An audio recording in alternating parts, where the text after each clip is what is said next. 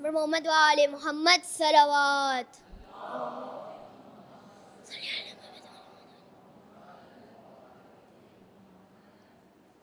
أنا أبو ترابي أنا أبو ترابي أنا أبو ترابي أنا أبو ترابي میں شرابی بلقاء الشرابي أنا أبو ترابي أنا أبو ترابي أنا أبو ترابي أنا أبو ترابي میرے ہاتھوں میں نہج بلاغا روز سنتا ہوں خطبہ علی کا دل کے ممبر پہ بیٹھے ہیں حیدر ہے میرے ساتھ سلمان و ابو ذر میرا مشکل کشا حیدر میرا حاجت روا حیدر میرا اپنا کشا حیدر میرے دل کی صدا حیدر علی مولا یا علی مولا ہاں میں ازل سے علی کا صحابی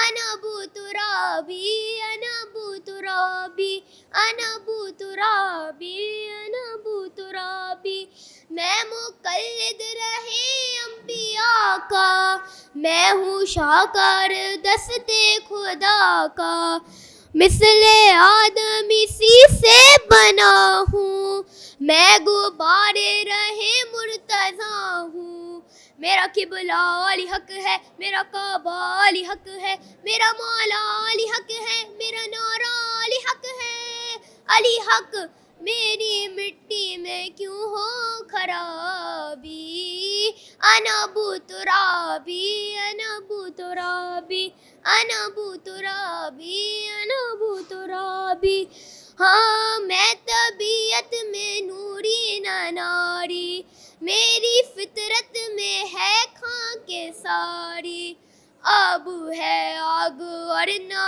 ہوا ہے میرا تینوں سے کیا واسطہ ہے میرا قول و قسم ہے در میرا ابر کرم ہے در میرا لوح و قلم ہے در میرا جاہ و حشم ہے در آتشی نہ ہوائی نہ بھی انا ابو ترابی جو حیدر کرار ہے علی علی علی علی وہ کل کا مددگار ہے علی علی علی علی اس سے ہمیں بھی پیار ہے علی علی علی علی وہ نعرہ علی علی علی علی علی علی علی علی یا مولا علی علی علی علی علی علی یا مولا انا ابو ترابی محمد وآل محمد صلوات.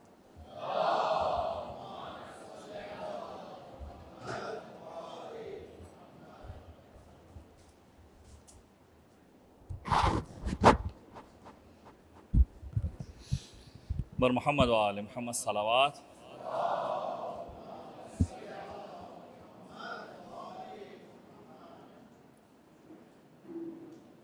مولا کائنات کے حوالے سے آپ نے کلام سنا، شہزادی کے حوالے سے ایک کلام سن لیجئے. بر محمد وآل محمد صلوات.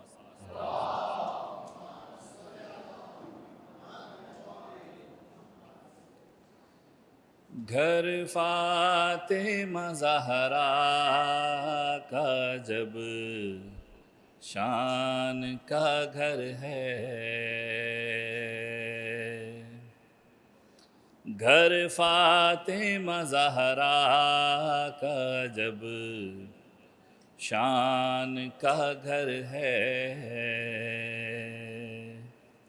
یہ وحی کی منزل ہے، یہ قرآن کا گھر ہے،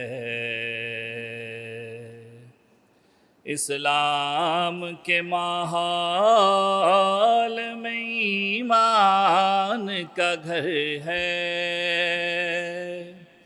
مومن کی منافق کی یہ پہچان کا گھر ہے، مومن کی منافق کی یہ پہچان کا گھر ہے، کچھ لوگ مرے جاتے ہیں اس رنج و محن میں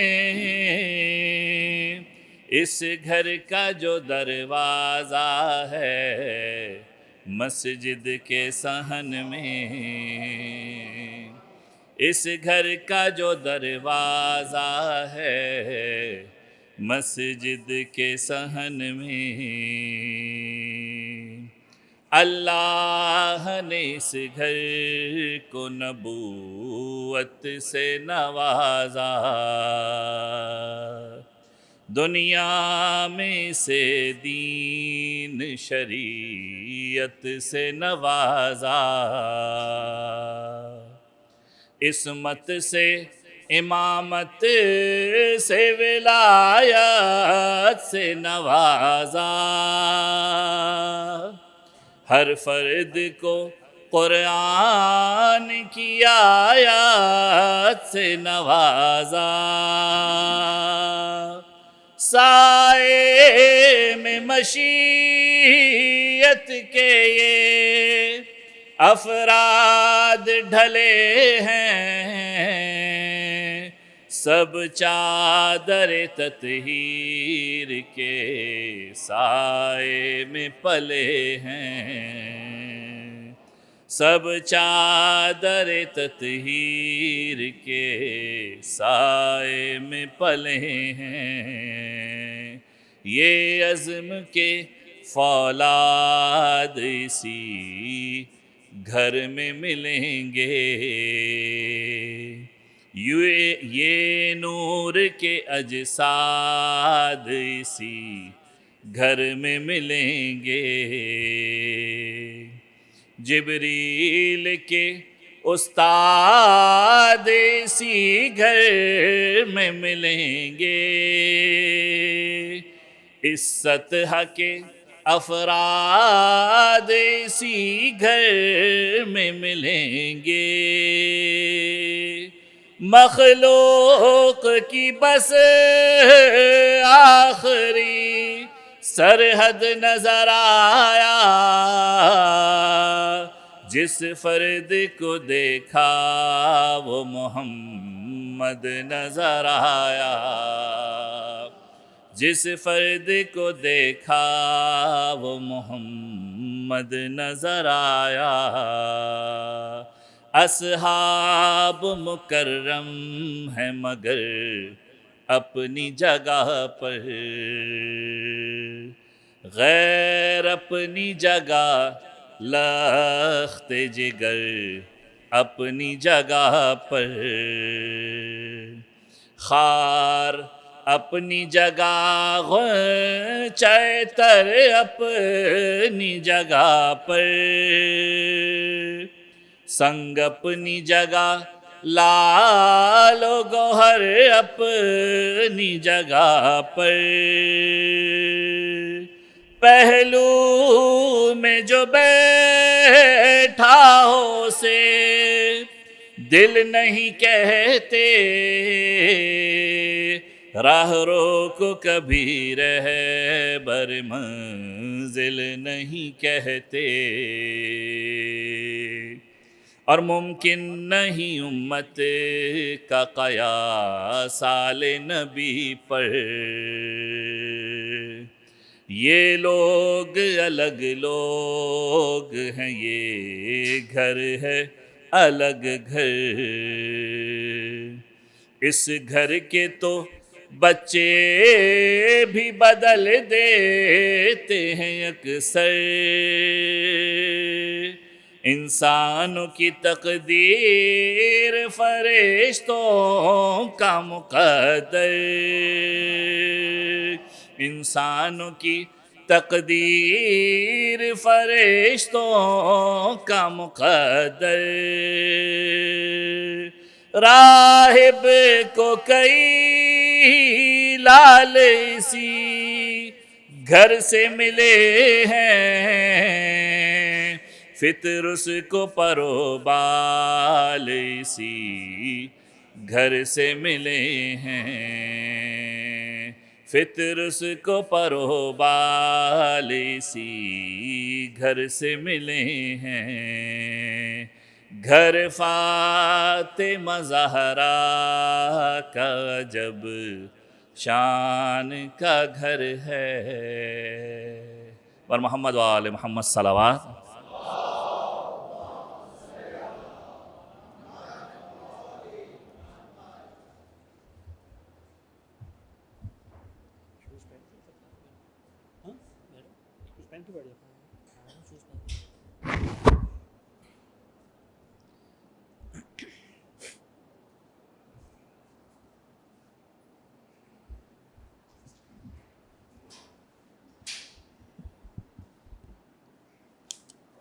اتنے زبردست کلام کو اتنے خوبصورت انداز سے پیش کیا انہوں نے. خدا آغا رضوان کی توفیقات میں اضافہ کرے.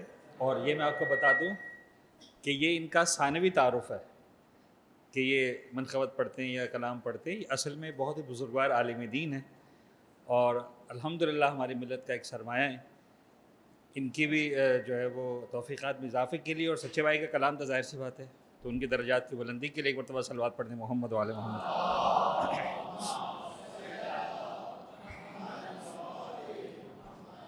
اعوذ باللہ السمیع العلیم من الشیطان اللعین الرجیم. بسم اللہ الرحمن الرحیم.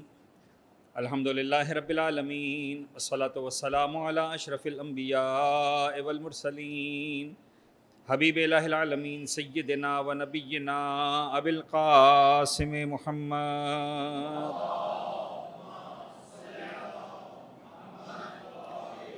وعلی اہل بیتہ الطیبین الطاہرین المعصومین المنتجبین لا سیما علی بقیۃ اللہ فی الارضین وحجتہ علی العالمین واللعن الدائم علی اعدائہم ومنکری فضائلہم وغاصبی حقوقہم اجمعین من یوم ظلمہم وغصبہم وعداوتہم الی یوم الدین. بسم اللہ الرحمن الرحیم. اللہم کل ولیک الحجۃ ابن الحسن صلواتک علیہ وعلی آبائہ فی ہذہ الساعہ وفی کل ساعہ ولیا وحافظا وقائدا وناصرا ودلیلا وعینا حتی تسکنہ ارضک طوعا وتمتعہ فیہا طویلا.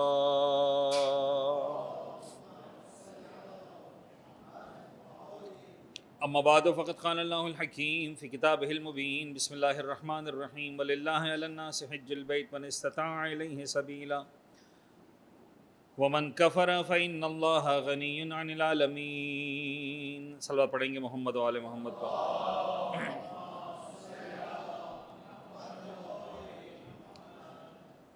عزیزان گرامی، کارمن مسلم حج 2025 کے تربیتی نشستوں کے سلسلے کی یہ پہلی گفتگو ہے آج ہماری. تو میری نیت یہ ہے کہ میں آج بڑا ہلکا ہاتھ رکھوں اور میکسیمم 1-1.25 گھنٹے میں اسپیچ مکمل ہو جائے ایکسکلوڈنگ ٹیکس. ایکسکلوڈنگ ٹیکس کا ہمارا مطلب ہوتا ہے کہ ایکسکلوڈنگ جو ہے وہ انتظامی اعلانات، وہ بھی عام طور پر 20-25 منٹ سے کم نہیں ہوتے ہیں.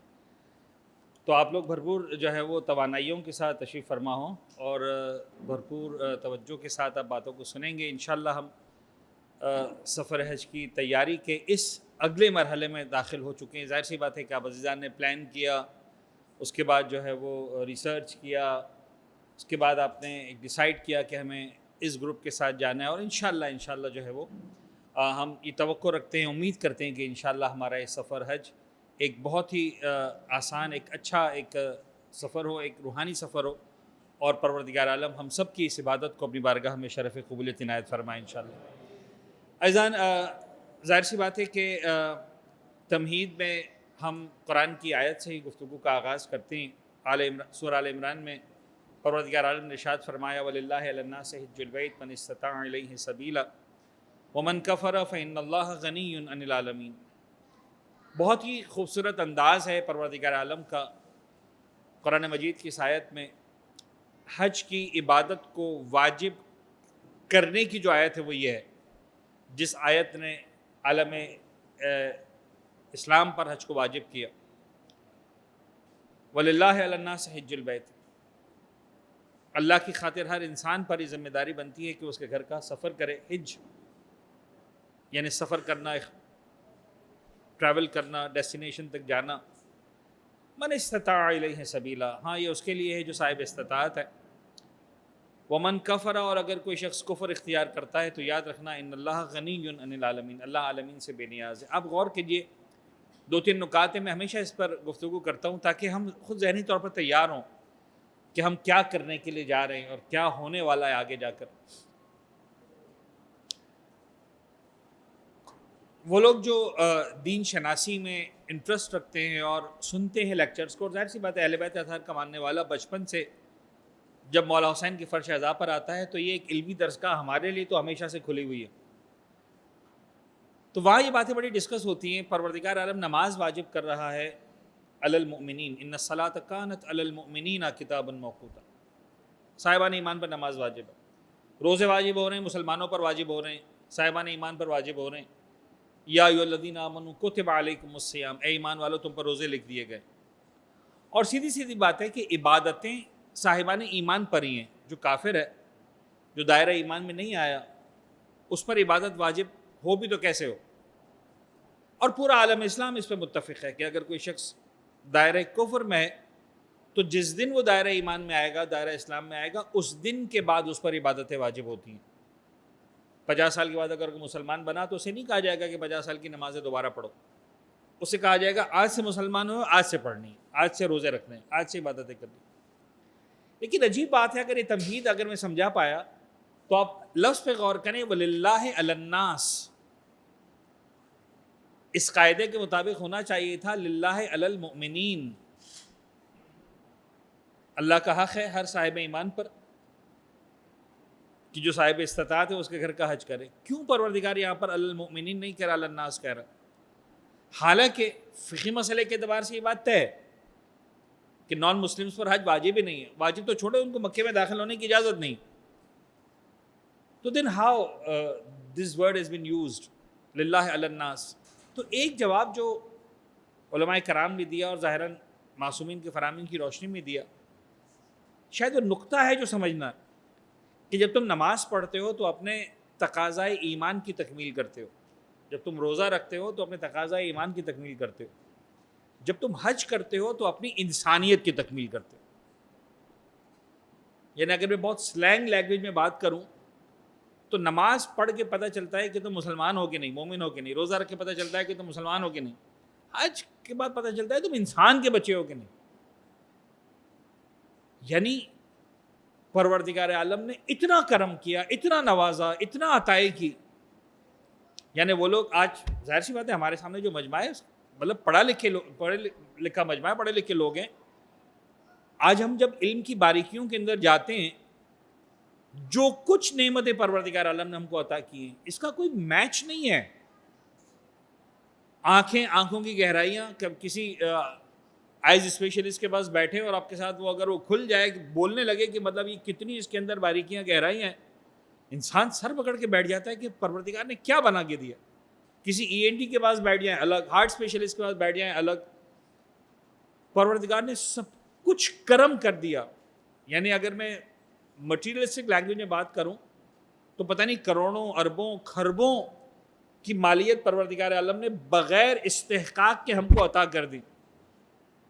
اور اس کے بعد کہا کہ دیکھو اگر تم صاحب استطاعت نہیں ہو تو کوئی مسئلہ نہیں ہے، تم سے کوئی ایکسپیکٹیشن نہیں ہے. ہاں اگر تم صاحب استطاعت ہو تب ایک بنتا ہے کہ تم یہ نیت کرو کہ مجھے جانا ہے رب العزت کے گھر کی طرف، مجھے اس اپنے محبوب کا، اپنے اس محسن کا شکریہ ادا کرنے کے لیے جانا ہے کہ جس نے مجھے یہ بے شمار کرامتیں عطا کی. اور سب سے بڑی کرامت اہل بیت اطہار کا ماننے والا پیدا کیا. یعنی اس سے بڑی اور دولت کیا ہوگی جو پروردگار کسی کو دے سکتا. اچھا یہاں آنے کے بعد اگر ہم میتھمیٹیکلی سمجھنے کی کوشش کریں یا اکیڈیمکلی سمجھنے کی کوشش کریں تو 2 گروپ بن جائیں گے. پہلے تو 2 گروپ بنے، صاحبان استطاعت اور غیر صاحبان استطاعت. جو صاحبان استطاعت نہیں تھے ان کو تو پروردگار نے سائڈ پہ کر دیا کہ تم سے کوئی ایکسپیکٹیشن نہیں ہے. اب جب صاحبان استطاعت کی بات آئی تو دو گروہ بنے. ایک وہ جنہوں نے کہا لبیک معبود ہم حاضر ہیں, تو نے بلایا ہم آ رہے ہیں, تیرے مہمان بن کر آ رہے ہیں, تیرے گھر کی زیارت کرنے کے لیے آ رہے ہیں, تیرے گھر کا ارادہ کر کے آ رہے ہیں. ان کے ساتھ بھی بڑا پیار بھرا لہجہ ہے, آگے بھی ضیوف الرحمن, تم اللہ کے مہمان بن کر آتے ہو. اور معصومین کی روایتوں کا خلاصہ یہ ہے کہ باقاعدہ معصومین یہ کہتے ہیں کہ کہو پروردگار سے کہ معبود میں تیرا مہمان بن کر آیا, تیرے بلانے پر آیا. بڑی عزت ہے جو رب العزت کے گھر کا مہمان بن کے جاتا ہے. لیکن ایک وہ بھی تو ہے نا جو صاحب استطاعت ہے اور کہتا ہے میں نہیں آؤں گا. یہاں آنے کے بعد پروردگار کا لہجہ بالکل بدل جاتا ہے. صاحب استطاعت سے بات ہو رہی ہے اور بگڑے ہوئے صاحب استطاعت سے بات ہو رہی ہے.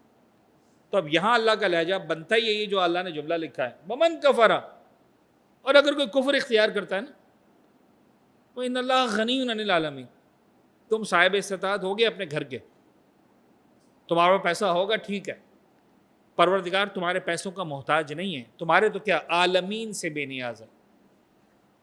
یعنی ایسا لگتا ہے کہ یہ سفر در حقیقت, اور میں ایک جملہ جو آپ کہہ رہا ہوں یہ سمجھ لیجئے کہ اس سارے 30 یا 20 یا 40 جتنے بھی دنوں کے لیے جتنے لوگ حج پر جا رہے ہیں, اس کا خلاصہ ہے کہ یہ سفر در حقیقت بندگی کا سفر ہے.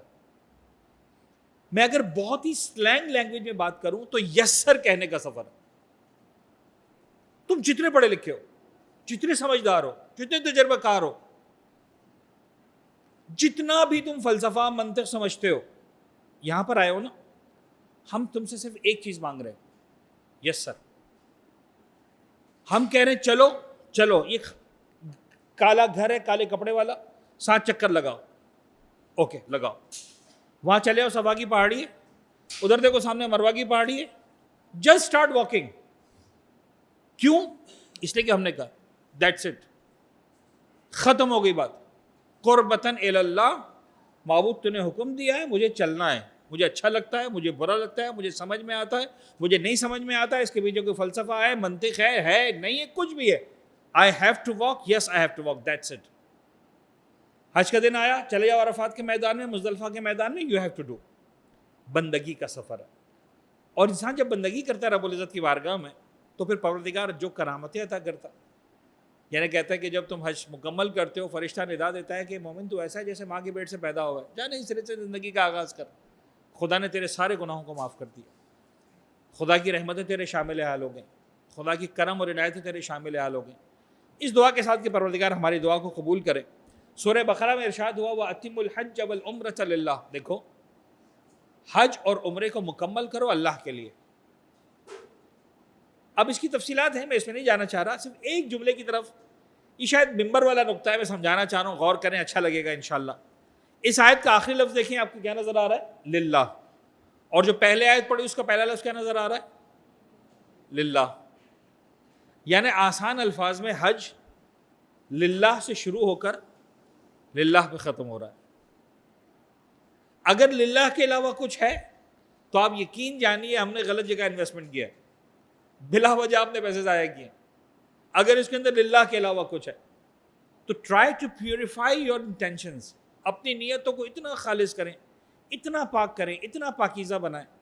وہ تو نے بلایا آ رہا ہوں. اور واقعاً ہے, میں سمجھتا ہوں کہ کون اتنا گرمیوں کے موسم میں, اتنا شدید گرمی میں, یعنی میں آپ کو خبر سنا رہا ہوں, اور یہ خبر ایسا نہیں کہ کوئی نئی انفارمیشن ہے میرے خیال میں, you are all aware of this, کہ سفر کے دوران کسی بھی دن آپ کو 40 ڈگری سے کم ٹیمپریچر نہیں ملے گا. یہ تو چانسز ہے کہ 50 پلس کا ٹیمپریچر آپ کو ملے یا فیل لائک 50 پلس ہو. تو کون کرتا ہے انسان اتنے 2.25 ملین روپیز خرچ کر کے انسان جا رہا ہے, اتنی گرمی, اتنی تکلیف, اتنی شدت. یہ للہیت ہی ہے, یہ طاقت پروردگار کی ہے جو انسان کو گرمی سردی سے بے نیاز کر کے والہانہ طور پر اس کے گھر کی طرف سفر کرنے کے لیے.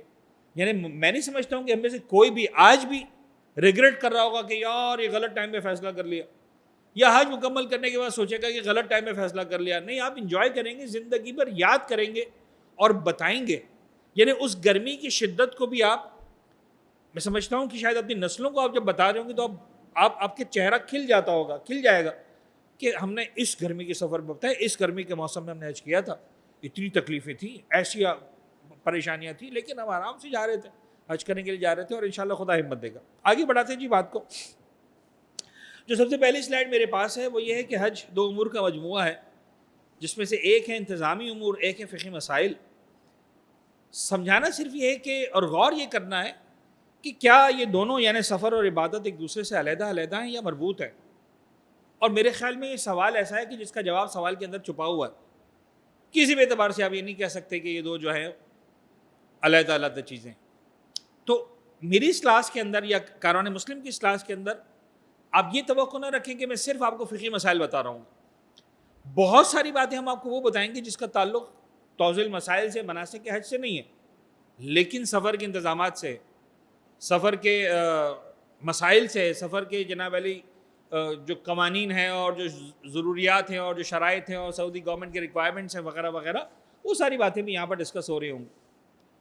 لیکن بہرحال بہت ساری باتیں جس کو الحمدللہ خدا سلامت رکھے اعجاز بھائی کو 100% کمپلائنس پر آ کر کام کرتے ہیں، اور جتنی بھی ریکوائرمنٹس ہے گورنمنٹ آف پاکستان کی، سعودی عرب کی گورنمنٹ کی، حج منسٹری چاہے پاکستان کی ہو چاہے سعودی عرب کی ہو، اس کو مکمل پورا کرتے ہیں، اور انشاءاللہ وہ ساری فارمیلٹیز پوری ہوں گی۔ لیکن ایک گروپ کے حوالے سے، میں اور آپ، ایک عام حاجی، اس کے لیے سب سے امپورٹنٹ بات کیا ہے؟ مجھے لگتا ہے کہ اس سال اور شاید اگلے چند سال دو چیزیں ہیں جس کو آپ نے حد سے زیادہ خیال رکھنا ہے، جس کے لیے آپ نے اپنے آپ کو اچھی طرح سے پریپیئر کرنا، کیونکہ ان دو چیزوں میں نہ ہمارے بس میں کچھ ہے نہ آپ کے بس میں کچھ ہے۔ جتنا زیادہ آپ پریپیئرڈ ہوں گے اس کے لیے، اتنا زیادہ آپ جو ہے وہ اپنے حج کو بہتر طریقے سے انجام دے سکیں گے۔ Number 1، the issue of heat and hydration. اب یہ کوئی مناسب کے لکھا ہوا مسئلہ نہیں، لیکن مجھے پتہ ہے کہ آپ کو یہ بات پتہ ہونی چاہیے کہ اس پورے سفر کے دوران آپ نے قدم قدم پر اپنے آپ کو ڈی ہائیڈریٹ ہونے سے بچانا، یعنی باقی سب ہو جائے گا، اگر عین وقت پر آپ کو پیاس لگی اور پانی نہیں مل رہا تو آپ لکھپتی ہوں، کروڑ پتی ہوں، جو بھی ہوں، آپ کی جیب میں جو $1000 رکھے ہوئے ہوں، وہ $1000 پانی کی بوتل نہیں بنیں گے۔ تو آپ نے اپنے آپ کو پانی کے لیے تیار رکھنا ہے، نمبر 1۔ Number 2، walk. آپ کچھ بھی کر لیں، آپ جتنا مہنگا پیکیج کا حج کر لیں، آپ یہ کہیں صاحب میں نے تو دیکھے 50 لاکھ روپے دیے حج کرنے کے لیے، تو مجھے کیوں چلا رہے ہو؟ تمہیں بھی چلنا، اور اتنا ہی چلنا جتنا 15 لاکھ والا دے کے چل رہا۔ صاحب میں نے زیادہ پیسے دے دیے، میں نے کم پیسے، اچھا اس میں اگین کچھ مجبوریاں، میں کیسے عرض کروں، وہ مجبوریاں ہیں جو سعودی گورنمنٹ کی جو پلاننگز ہے آپ کے لیے، اس پلاننگ کو آپ کہیں بائی پاس نہیں کر سکتے۔ مثلا ایک چھوٹی سی بات میں آپ کے ساتھ شیئر کروں۔ فرض کریں جناب یہ آپ کا خیمہ مینا کے میدان میں شیطان کو کنکر مارنے جانا ہے، 15 منٹ کی واک پر۔ ایک دوسرا حاجی اس کا خیمہ مثال کے طور پر 45 منٹ کی واک پر ہے، تو آپ جیسے ہی آپ نے سنا فوراً آپ جو ہے وہ اندازہ لگا لیں گے، کیلکولیشن کر لیں گے، یار میرا خیمہ 15 منٹ کی واک پر ہے نا، اس کا مطلب مجھے آدھا گھنٹہ آنے جانے کی واک کرنی ہے، اور جس کی 45 منٹ کی پر واک ہے اس کو 1.5 گھنٹہ آنا جانا واک کرنا ہے، اتنی شدید گرمی میں، جون کی، جولائی کی۔ اچھا تو یہ میتھمیٹکس والی بہت آسان بات تھی، اور اللہ کرے ایسا ہی ہو، لیکن پرابلم یہ ہے کہ 45 منٹ والے کو بھی 1.5 گھنٹہ چلنا ہے، 15 منٹ والے کو بھی 1.5 گھنٹہ چلنا ہے۔ کیوں ایسا ہے؟ اس لیے کہ سعودی گورنمنٹ نے سسٹم ایسا بنا کے رکھا کہ آپ ایک روڈ سے جا رہے ہیں، شیطان کو کنکر مار کے پیچھے پورا واپس آ رہے ہیں۔ اب جو بالکل، اور یہ واک کتنی ہے؟ ایک واک 45 منٹ کی۔ اب اس 45 منٹ کی واک میں جتنے بھی خیمے، چاہے وہ جو 5 منٹ کی واک پر ہے شیطان سے، چاہے 10 منٹ کی واک پر ہے، چاہے آدھے گھنٹے کی واک پر ہے، چاہے 40 منٹ کی واک پر ہے، وہ 40 منٹ والا سمجھ رہا ہے کہ 5 منٹ کم چل رہا ہوں، نہیں، وہ پہلے 40 منٹ چلے گا، اس کے بعد پورا 45 منٹ پیچھے چلے گا، پھر 45 منٹ سے یو ٹرن لے کے دوبارہ 5 منٹ چلے گا، تو جو 5 منٹ بچائے تھے وہ یہاں پورے ہو جائیں گے، اس کی 1.5 گھنٹے کی واک پوری ہو جائے گی۔ 15 منٹ والا شیطان کے بعد جائے گا 15 منٹ، اوکے، اب واپس چلے گا 45 منٹ، یہ 1.25 گھنٹہ ہو گیا، دوبارہ آدھا گھنٹہ چلے گا اور اس جگہ پر پہنچے گا جہاں اس کا خیمہ تھا 15 منٹ کی واک پر۔ آپ کے صاحب ہم تو پاکستانی ہیں, کوئی نہ کوئی جگاڑ تو نکل ہی آئے گا, الہی آمین. آپ یقین جانیے مجھے خوشی ہوگی, اور سب سے پہلے جگاڑ کو میں استعمال کروں گا اگر مل گیا تو. لیکن آپ کوئی توقع نہ رکھیں کہ آپ کو جگاڑ ملے گا. نو آپشنز. یعنی اگر آپ پچھلے سال کی حاجیوں سے سنیں گے تو آپ کو یہ والی بات بتائیں گے, ریگارڈ لیس کہ آپ جناب علی جو ہے وہ کتنا مہنگا حج کر رہے ہیں, کتنی وی آئی پی سروسز لے رہے ہیں, کچھ جگہوں پر کسی کا تکا لگ جائے, اگر خیمے کا گیٹ اس جگہ پر ہو جہاں سے واپسی جانے والوں کو راستہ ہے اور وہاں سے انٹرنس ہمیں مل جائے, وہ کچھ میرے خیال میں شاید 25 لاکھ میں سے 25,000 لوگ بھی ایسے نہیں ہوتے, یا 2,500 لوگ بھی ایسے نہیں ہوتے, تو وہ 0.01 کو ہم کاؤنٹ نہیں کر سکتے. وہ ہو گیا تو ہو گیا, لیکن 99.9% آپ کو پورا چلنا ہے, چارہ نہیں. تو پانی کا استعمال, اس پر توجہ, اور واک. اگر آپ واک کرنے کے عادی نہیں ہیں, میں آپ سے ہاتھ جوڑ کے درخواست کر رہا ہوں, حج عمرہ سب ہم آپ کا کروا دیں گے, واکنگ آپ کو ہی کرنی ہے.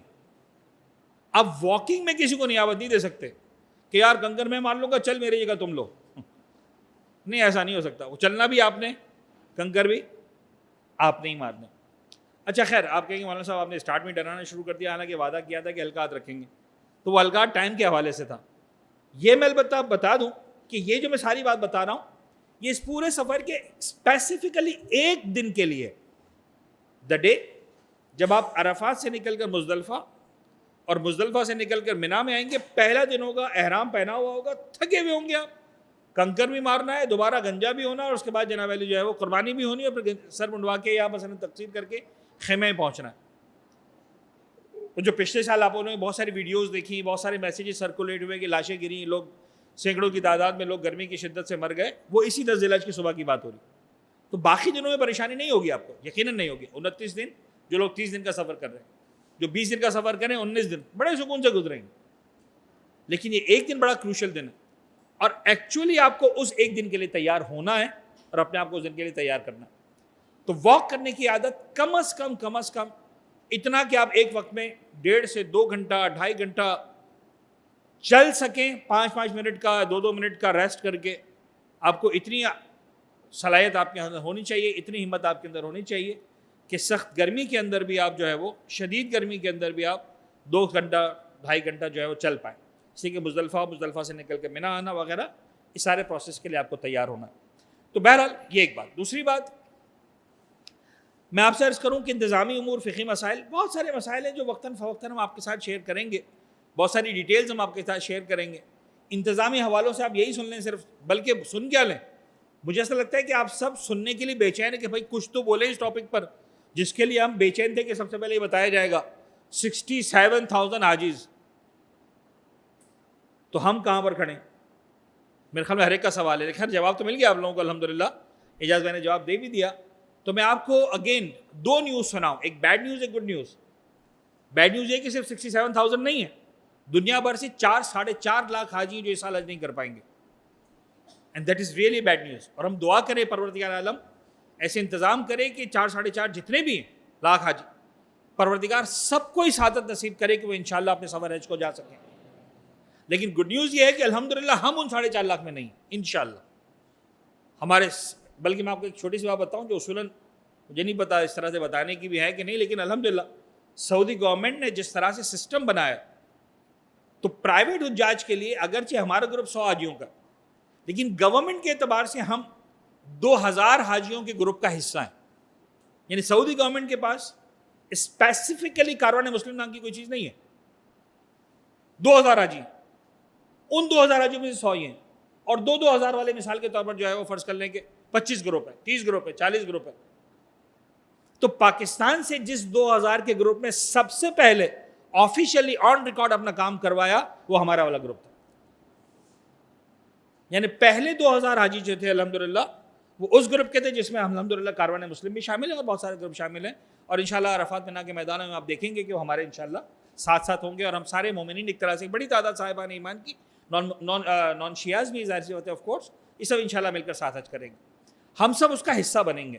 یعنی یوں سمجھ لیجئے کہ میں آپ کو ایک بات بتاؤں اور اس کو آپ غور کریں کہ آج ہم یہاں پر مثال کے طور پر 100 آدمی ہیں, مرحلہ وار ہم جناب علی میں کہوں ہم اپ گریڈ ہوں گے. آج ہم 100 آدمی, جب ہم کراچی ایئرپورٹ پر پہنچیں گے اور فرض کریں ہمارے جہاز میں 300 حاجی ہے، تو ہم یہ 100 آدمی کا گروپ 300 کا حصہ بنے گا. پھر ہم حساب کے طور بلڈنگ میں پہنچیں گے، اس کے اندر فرض کریں 10,000 حاجی ہیں، تو ہم 10,000 کا حصہ بنیں گے. پھر جناب علی 10,000 حاجی جو ہے وہ ان کو عمرہ کرنا ہے، اور مسجد الحرام کے اندر اس میں 1 لاکھ حاجی ہے، 1.5 لاکھ حاجی ہیں، 2 لاکھ پہنچے ہوئے ہیں، ہم اس 2 لاکھ کا حصہ بنیں گے. مرحلہ وار ہم جو ہے وہ رہیں گے 100، لیکن کبھی ہم 1,000 کا حصہ، کبھی 2,000 کا حصہ، کبھی 4,000 کا، 10,000 کا، لاکھ کا، 5 لاکھ کا، اور الٹیمیٹلی حج کا دن آئے گا جب ہم 15-20 لاکھ افراد کا حصہ بن کر انجام دے رہے ہوں، یہ عبادت انجام دے رہے ہوں گے. اور ان 15-20 لاکھ افراد کے اندر ہر طرح کا کلچر، ہر طرح کی لینگویج، ہر طرح کا اسٹائل، اور یوں کہوں کہ موسم کے اعتبار سے، قوانین کی سختی کے اعتبار سے ہر طرح کی پریشانی. ایک جملہ جو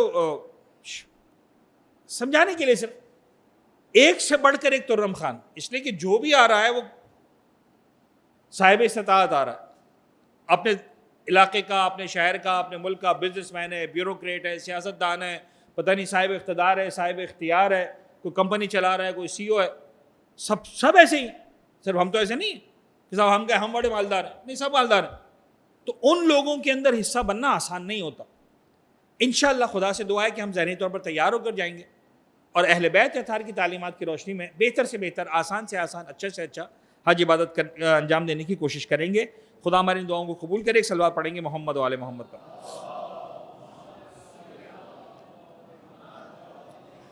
عزیزان گرامی، حج پر آتے ہیں، لیکن اس سے پہلے 4 بنیادی مسائل. ان 4 مسائل کا نام میں نے رکھا ہے کہ یہ 4 مسائل وہ ہیں جو حج نہیں ہیں، لیکن ان کے بغیر حج نہیں ہے. یعنی ڈائریکٹلی حج نہیں ہے آف کورس، لیکن انڈائریکٹلی اتنا اثر انداز ہوتے ہیں کہ اس کے بغیر آپ کا حج نہیں. 4 پوائنٹ سے میں چاروں کی وضاحت کر دوں. نمبر 1 تقلید، نمبر 2 طہارت، نمبر 3 قرات، نمبر 4 خمس. سب سے پہلے تقلید کیا ہے جی؟ غیبت امام کے دور میں امام علیہ السلام کے حکم کی تعمیل کرتے ہوئے اپنے زمانے کے سب سے بڑے مجتہد، یعنی مجتہد عالم کے بتائے ہوئے احکام کے مطابق اپنی زندگی کے اعمال انجام دینے کو تقلید کہتے ہیں. سمپل ایک جملے بات کروں تو زمانے کے امام پردے غیبت میں، لیکن ہمیں لاوارث نہیں چھوڑا، ہمارا ہاتھ کسی ذمہ دار ہاتھ میں دیا. آپ اسے پوچھیں گے کوئی بھی سوال، مولانا طواف میں فلاں مسئلہ ہو گیا، مولانا صحیح میں ایسا ہو گیا، جیسے آپ سوال پوچھیں گے تو آپ کا جواب میں جو ہے میں ایک سوال پوچھوں گا کہ آپ کی تقلید کس کی؟ آپ مجھے جیسے تقلید بتائیں گے میں آپ کو جو ہے وہ آپ کے سوال کا انشاءاللہ جواب دے پاؤں گا. میری طرف سے کوئی ضد نہیں ہے کہ اگر آپ میرے سوال کا جواب نہیں دیں گے تو میں آپ کے سوال کا جواب نہیں دوں گا. میرا مسئلہ ہے کہ میں آپ کے سوال کا جواب دے نہیں پاؤں گا اگر آپ مجھے میرے سوال کا جواب نہیں دیں گے. آپ بتائیے میں فلاں مجتہد کے مسائل کے مطابق عمل کر رہا ہوں، میں کہوں گا ان کے طور سے آپ کی ذمہ داری ہے. تو یوں سمجھ لیجئے کہ یہ بیسک سب سے بنیادی ذمہ داری. کئی مقامات پر آپ کو نظر آئے گا کہ صاحب دیکھیں فلاں مجتہد کے اعتبار سے یہ کر لیں تو عبادت صحیح ہو جائے گی، فلاں مجتہد کے اعتبار سے صحیح نہیں ہوگی. تو آپ کو پتہ ہونا چاہیے آپ کس کی تقلید کر رہے ہیں، تاکہ اسی حوالے سے آپ اپنی ساری عبادت کو ایک طریقے سے انجام دیں. نمبر 2 طہارت. طہارت کا مطلب کیا ہے جی؟ طہارت کا مطلب ہے حج میں یا عمرے میں 2 مقامات پر حاجی کا با طہارت ہونا ضروری ہے. ہاں جی، 2 مقامات پر طہارت ضروری ہے، ایک طواف اور ایک نماز طواف. اچھا، یہ بڑے کام کا مسئلہ ہے، سن لیں، یہ پورے حج میں آپ کو کام آئے گا، خاص طور پر ہماری خواتین بہنیں بیٹیاں. پورے حج میں کسی بھی مقام پر آپ کا پاک ہونا ضروری نہیں ہے. آپ نجس ہیں، نجاست کے ایام میں آپ نے وضو نہیں کیا ہوا، آپ نے غسل نہیں کیا ہوا، آپ نماز نہیں پڑھ رہے، کوئی مسئلہ نہیں، آپ کی عبادت صحیح ہو جائے گی. صرف 2 مقامات ایسے ہیں جہاں پر آپ کا پاک ہونا ضروری ہے، آپ کا باوضو ہونا ضروری ہے، اور اگر غسل کرنا ذمہ داری تھی تو آپ کا صاحب غسل ہونا ضروری ہے. باقی اس کے علاوہ سب چلے گا. وہ 2 مقامات کون سے ہیں؟ صرف 2 ہی مقامات. میں اس کو شاید 1 نہیں 100 مرتبہ ریپیٹ کروں گا آپ کے سامنے سفر حج میں. ایک طواف اور ایک نماز طواف. بس یہ 2 کام کرتے وقت آپ کا پاک ہونا ضروری ہے، 2 کام کرتے وقت آپ کا باوضو ہونا ضروری ہے. اب اس کے علاوہ کتنے کام ہیں؟ درجنوں کام ہیں. احرام باندھنا، میرا وضو نہیں ہے تو احرام باندھ لو. میں نجاست کے عالم میں احرام باندھ لو. کہیں شرط نہیں ہے. شرط اگر ہے تو کہاں ہے؟ طواف اور اس کی نماز، بس دو. عرفات کے میدان میں جانا ہے صاحب، نجس ہے، کوئی مسئلہ نہیں، ہو جائے گا عرفات. مزدلفہ کے میدان میں آنا ہے، ہو جائے گا. منا میں آنا ہے، ہو جائے گا. شیطان کو کنکر مارنے جانا ہے، ہو جائے گا. کہیں پر طہارت شرط نہیں ہے. میں باتوں باتوں میں جملہ کہہ کے آگے بڑھ جاؤں، خدا را اپنے سسٹم کو ڈسٹرب نہ کریں بلا وجہ دوائیاں استعمال کر کے. ہم نے بہت پریشانیاں دیکھی ہیں. پروردگار کے سسٹمز پیغمبر کے زمانے میں بھی تھے جب گولیاں نہیں ہوا کرتی تھیں، اور اہل بیت اطہار نے ہر مسئلے کا حل بتایا. آپ ایکسٹراڈنری سمارٹ بننے کی کوشش نہ کریں. پروردگار کے سسٹم کو ڈسٹرب نہ کریں، پروردگار آپ کے سسٹم کو ڈسٹرب نہیں کرے گا. ہر مرحلے پر بڑی سکون کے ساتھ، ایسا نہیں ایسا، ایسا نہیں ایسا، ایسا نہیں ایسا، تمہاری حج عبادت تمہارے سے ہو جائے گی، پریشان ہونے کی ضرورت نہیں. تو صرف دو مقامات ہیں جو طہارت شرط ہے. طہارت سے مراد کیا ہے؟ باوضو یا باغسل ہونا. غلط وضو یا غلط غسل انسان کا پورا حج پورا عمرہ متاثر کر سکتے ہیں. یعنی صرف اس لیے کہ آپ کا وضو صحیح نہیں تھا، عین ممکن ہے آپ کے 19 لاکھ روپے داؤ پہ لگ جائیں اور آپ سے کہا جائے کہ تمہارا حج باطل ہو گیا، اب تمہیں اگلے سال یا جب بھی موقع ملے دوبارہ آ کر حج کرنا، جسٹ بیکاز کہ آپ نے ایک آدھے منٹ کا وضو صحیح نہیں سیکھا تھا، یا 2 منٹ کا 5 منٹ کا غسل آپ نے صحیح نہیں کیا تھا. تو پلیز اس کے لیے ہم لنکس شیئر کریں گے آپ کے ساتھ، مختلف علماء کی ویڈیوز موجود ہیں. کوئی بھی ایک کام کے ساتھ لنک شیئر کر دیا جائے گا کہ یار یہ وضو کی آپ دیکھ لیں، یہ 2-5 منٹ کی یہ ویڈیو ہے، تو آپ فرض کر لیں جناب علی کہ اگر مسٹیک بھی تھی تو وہ صحیح ہو جائے. آپ اپنے محلے کے پیش امام کے اوپر اپنا وضو دکھا دیں کہ بھائی مولانا دیکھیں میں وضو کر رہا ہوں، دیکھ لیں ایک بار، چیک کر لیں بھائی، آپ کی مہربانی. یہ ہے آدھے منٹ کی عبادت لیکن میرے پوری زندگی کی عبادت داؤ پہ لگی ہوئی اس کی وجہ سے، تو چیک کر لیں اس کو. آگے بڑھیں جی. قرات یعنی عربی کو عربی کے اسٹائل میں پروناؤنس کرنا. پورے حج میں پورے عمرے میں 2 مقامات ایسے ہیں جہاں آپ کو عربک پروناؤنس کرنی ہے. اگین 2 مقامات، اس کے علاوہ کہیں نہیں. نمبر 1 تلبیہ پڑھتے وقت آپ نے لبیک عربی میں پڑھنا، لبیک اللہم لبیک، یہ صحیح عربی میں ہونا چاہیے. نمبر 2 نماز طواف جو حج یا عمرے کا حصہ ہے وہ بھی آپ کو عربی میں پڑھنی. تو نماز آپ پڑھتے ہیں وہ صحیح پڑھتے ہیں. تلبیہ اردو بولنے والے افراد، میں اگر آپ لوگوں کے لیے انہیں مشکل کو حل کرنا چاہ رہا ہوں، اردو بولنے والے افراد کو اگر غلط تلبیہ پڑھنا ہے تو محنت کرنا پڑے گی، ورنہ آپ لوگ جو ہے وہ تلبیہ صحیح پڑھتے، آپ غلط نہیں پڑھیں گے. کیونکہ ہمارا جو لہجہ ہے اور جو عربک کا پروننسیشنز ہیں ہم اس کے ساتھ بہت زیادہ سنکرونائز کرتے ہیں. تو usually you can't pronounce the wrong تلبیہ. لبیک اللہم لبیک، لبیک لا شریک لک لبیک، ہو گیا. یہ 2 لائنیں بس، باقی لائنیں مستحب ہیں.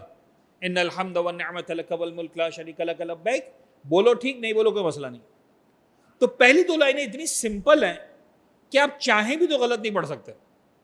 آپ کو غلط پڑھنے کے لیے باقاعدہ جو ہے نا سوچنا پڑے گا میں کیا کروں کہ غلط ہو جائے.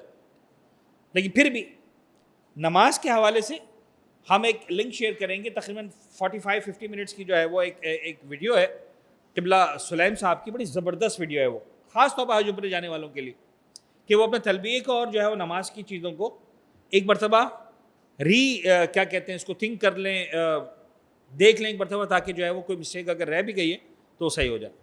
چوتھی چیز خمس.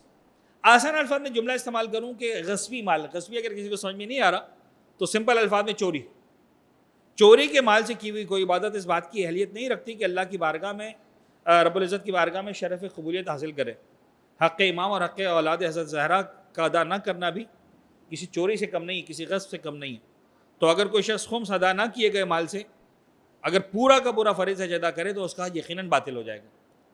تو آپ اگر واجب نہیں ہوا تھا خمس، جو لوگ ریگولر خمس پیئر ہیں شاید ان پر یہ جملہ لاگو نہیں ہوتا، لیکن جو لوگ خمس پے نہیں کرتے کم از کم وہ اتنا کریں، اپنی ذمہ داری پوری کریں کہ اپنے سفر کے حج کے اخراجات کا جناب علی جو ہے وہ خمس ادا کرتے ہیں، تاکہ وہ اس پریشانی سے، یعنی کم از کم وہ اپنی عبادت کے حوالے سے مطمئن ہو کہ ہماری عبادت صحیح ہو گئی.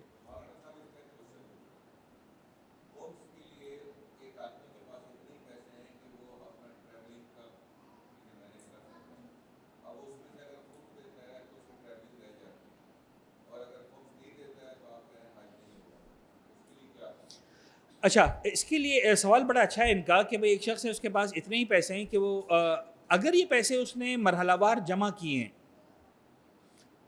اور ان پیسوں پر خمس واجب ہو چکا ہے، تو یوں سمجھ لیجئے کہ تھوڑا سا شاید میرے الفاظ سخت ہو جائے، پلیز درگزر کیجیے گا مجھ سے، یعنی مثال کے طور پر میں نے 4 سالوں میں پیسے جمع کیے 5 لاکھ کر کے، تو ایکچولی جب میں پہلے سال 5 لاکھ جمع کر رہا تھا اور میں نے خمس نہیں دیا تھا تو میں نے اس میں چوری کے 1 لاکھ روپے رکھے ہوئے تھے.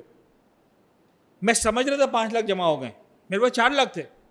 اگلے سال بھی میں نے 5 لاکھ بچائے تھے تو وہ 4 لاکھ تھے، لاکھ روپے خمس دینے تھے مجھے.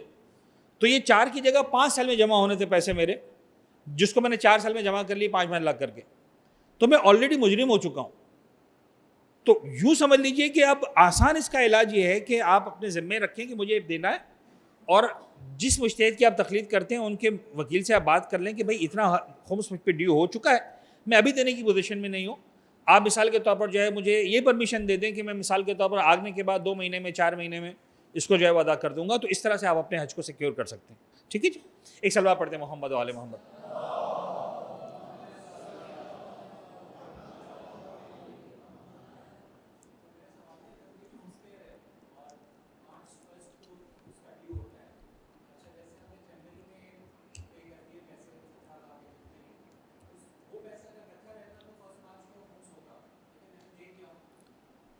یہ بڑا اچھا سوال ہے، یہ بہت زیادہ پیش آتا ہے خمس پیئرز لوگوں کے لیے. اور اگین مطلب میں آپ کو سمجھاؤں کہ اس معاملے میں ایک مسٹیک ہوتی ہے. دیکھیں اس وقت ہم اچھا بس یہ آخری سوال لے کے میں حج پہ آ جاؤں گا دوبارہ، ورنہ ہم خمس کے چیپٹر میں چلے جائیں گے تو 1 گھنٹے تک ہمارا خمس کے مسائل چلتے رہیں گے اور ظاہر سی بات ہے اس میں اتنا نہیں جا سکتے. دیکھیں خمس کا جو کرائیٹیریا ہے وہ سمپل 12 مہینے 365 دن، پہلے دن سے لے کر 365ویں دن تک جو کمایا وہ انکم، جو خرچ کیا وہ ایکسپنس، جو بچ گیا وہ سیونگ. اس سیونگ پہ خمس واجب ہے. ٹھیک ہے جی. سوال یہ ہے کہ اس 365 دن کے بعد کا جو ایکسپنس ہے کیا وہ میں اس 365 دن کے اندر کر سکتا ہوں، یہ کہہ کر کہ میں نے تو ابھی دے دیا. ایکسپنس ہونا ہے مئی میں جون میں، میری ڈیٹ مارچ میں نے جنوری میں پیسے دے دیے، تو اس کو اسلام ایکسپنس کنسیڈر نہیں کرتا، یہ آپ کی سیونگ ہی مانی جائے گی، کیونکہ آپ نے اس 365 دن کے اندر اس کو استعمال نہیں کیا، اگلے 365 کے دائرے میں آپ استعمال کرنے والے ہیں، تو اس پر آپ کو خمس یقیناً دینا پڑے گا. ٹھیک ہے جی. کلیئر ہو گئے؟ بس سمجھا پایا میں. ایک صلوات پڑھتے ہیں محمد و آل محمد.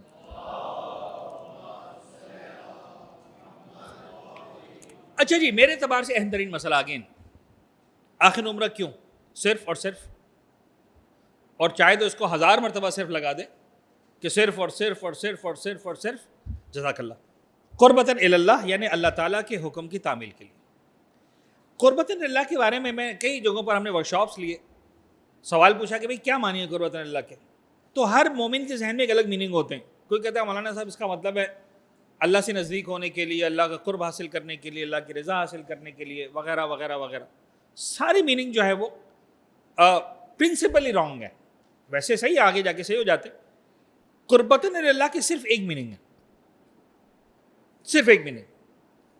اس نے حکم دیا ہے، اسے حکم دینا زیب دیتا ہے، میں بندہ ہوں مجھے اوبے کرنا زیب دیتا ہے، اور قربتاً اللہ یعنی اس نے حکم دیا لہٰذا میں کر رہا ہوں. دیٹس اٹ، ختم ہو گئی بات.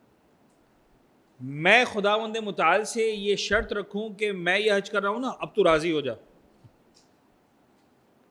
تو مجھے خود سے قریب کر لے، اپنا قرب عطا کر دے. اللہ کرے میں سے کسی کا جیسا ہو، لیکن آسان نہیں ہے کہ میں اپنی عبادت خدا کی بارگاہ میں پیش کر کے کہوں کہ معبود بس اب میں نے حج کر لیا، اب تو راضی ہو جا، بس ختم. یہ ہماری اوقات نہیں ہے. میں سمجھتا ہوں شاید لاکھوں کروڑوں انسانوں کی حج کی اوقات نہیں. وہ راضی ہو جائے وہ کریم ہے، وہ اپنی قرب عطا کر دے وہ کریم ہے، وہ اپنا کرم کر دے وہ بخش دے وہ کریم ہے. جب وہ اپنا قرب عطا کرتا ہے، وہ اپنی رضا عطا کرتا ہے، تو پھر آیتوں کو دیکھیں تو سمجھ میں آئے گا کہ وہ رضا کیسے ملتی ہے. وَمِنَ النَّاسِ مَن يَشْرِي نَفْسَهُ ابْتِغَاءَ مَرْضَاتِ اللَّهِ. کچھ بندے رات کو سو جاتے، پروردگار اپنی ساری رضا عطا کر دیتا. وہ علی بن ابی طالب کا شب ہجرت رسول کے بستر پر سونا، وہ کیا سونا تھا کہ جہاں ننگی تلواروں کے سائے میں والا کائنات جو ہے وہ بڑے اطمینان کے ساتھ سو رہے ہیں. وہ ٹھیک ہے، پروردگار نے وہاں پر رضا دے دی، وہ الگ بات ہے. قربتاً الی اللہ یعنی اس کے حکم کو پورا کرنا. اور فرینڈز اس بات کو ذہن میں رکھیں کہ حج ہم صرف اس لیے کر رہے ہیں کہ اس نے آرڈر دیا ہے, دیٹس اٹ.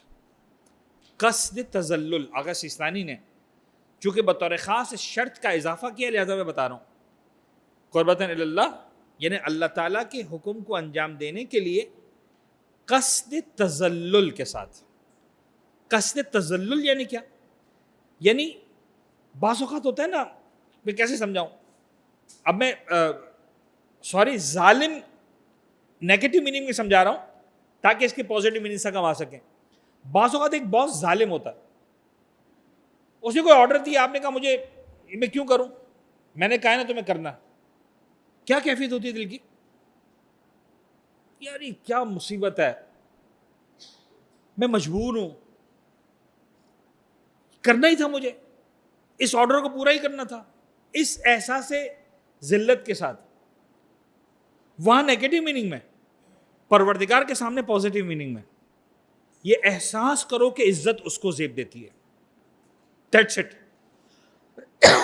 مجھے اچھا لگ رہا ہے, برا لگ رہا ہے, مجھے کرنا ہے اس لیے کہ خدا نے کہا ہے کرنے کا, ختم ہو گئی بات. میرے خیال میں چاہتے نہ چاہتے ہوئے, جانے انجانے میں, رمضان کے مہینے میں ہم اس کو پریکٹس کر جاتے ہیں. یعنی بہت سی مرتبہ ایسا ہوتا ہے کہ ہمارا روزہ رکھنے کا دل نہیں کر رہا ہوتا, شدت سے بھوک لگ رہی ہے, شدت سے پیاس لگ رہی ہے, یعنی اگر پروردگار کہتے کہ ہاں روزہ توڑنے کی اجازت ہے, بڑے مزے سے روزہ توڑ دیں گے. ایسا ہوتا ہے کہ نہیں ہوتا؟ یار نہیں چاہ رہا دل روزہ رکھنے کا, بھائی بہت سختی ہے, لیکن کیوں؟ اس لیے کہ اس نے کہا. تو یہ جو ایک احساس ہے نا, اچھا یہ پروردگار ظالم نہیں ہے, وہ کریم ہے, لیکن وہ سمجھتا ہے کہ مجھے کیا آرڈر دینا. تو وہ جو احساس ہے کہ چاہے مجھے سمجھ میں آ رہا ہے کہ نہیں آ رہا, میں پست ہوں, اس کو آرڈر دینا زیب دیتا ہے, مجھے آرڈر ریسیو کرنا زیب دیتا ہے. دیٹ پرٹیکولر احساس از کالڈ قصد تذلل. اس کے ساتھ عبادت کو انجام دینا ہے. تو یہ شاید اہم ترین عبادت ہے. آگے بڑھتے ہیں جی, مسائل حج. آ جائیں جی, مسائل حج پر ہمارے باقاعدہ کلاس کا آغاز ہو رہا ہے, تو ایک سلوات تو بنتی ہے میرے خیال میں.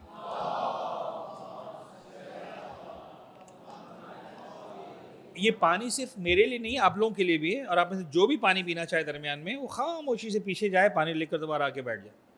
تو کلاس کو ڈسٹرب نہ کریں, تو آپ پلیز یو کین آپ پی سکتے ہیں پانی, اجازت ہے. حج میں جلانے کے جی 3 طریقے. شروع کرتے ہیں حج. اور یہ بھی آپ کو بتا دوں کہ ہم صرف 4-5 منٹ کے لیے حج پر رہیں گے, دوبارہ عمرے پر آ جائیں گے. 3 طریقے حج بجا لانے کے. پہلا طریقہ حج افراد, دوسرا طریقہ حج قران, تیسرا طریقہ حج تمتع. حج کی ایک عبادت ہے, لیکن 3 الگ الگ طریقوں سے انجام دی جا سکتی ہے. لیکن سب سے پہلا جملہ, حج افراد اور حج قران کو انجام دینے کی اجازت صرف ان لوگوں کو ہے جو مکہ مکرمہ سے 88 کلومیٹر کے فاصلے تک رہتے ہیں. جو مکہ کے 88 کلومیٹرز کے ریڈیس میں رہتے ہیں, چاہے وہ جدہ کی طرف, طائف کی طرف, ادھر ادھر, جو اس ریڈیس میں رہتے ہیں, ان کو یہ اجازت ہے کہ یا تم افراد کے طریقے سے حج کرو یا قران کے طریقے سے کرو. ہاں, ان کو تیسری پرمیشن بھی ہے کہ وہ چاہیں تو تمتع کے طریقے سے بھی کر سکتے ہیں.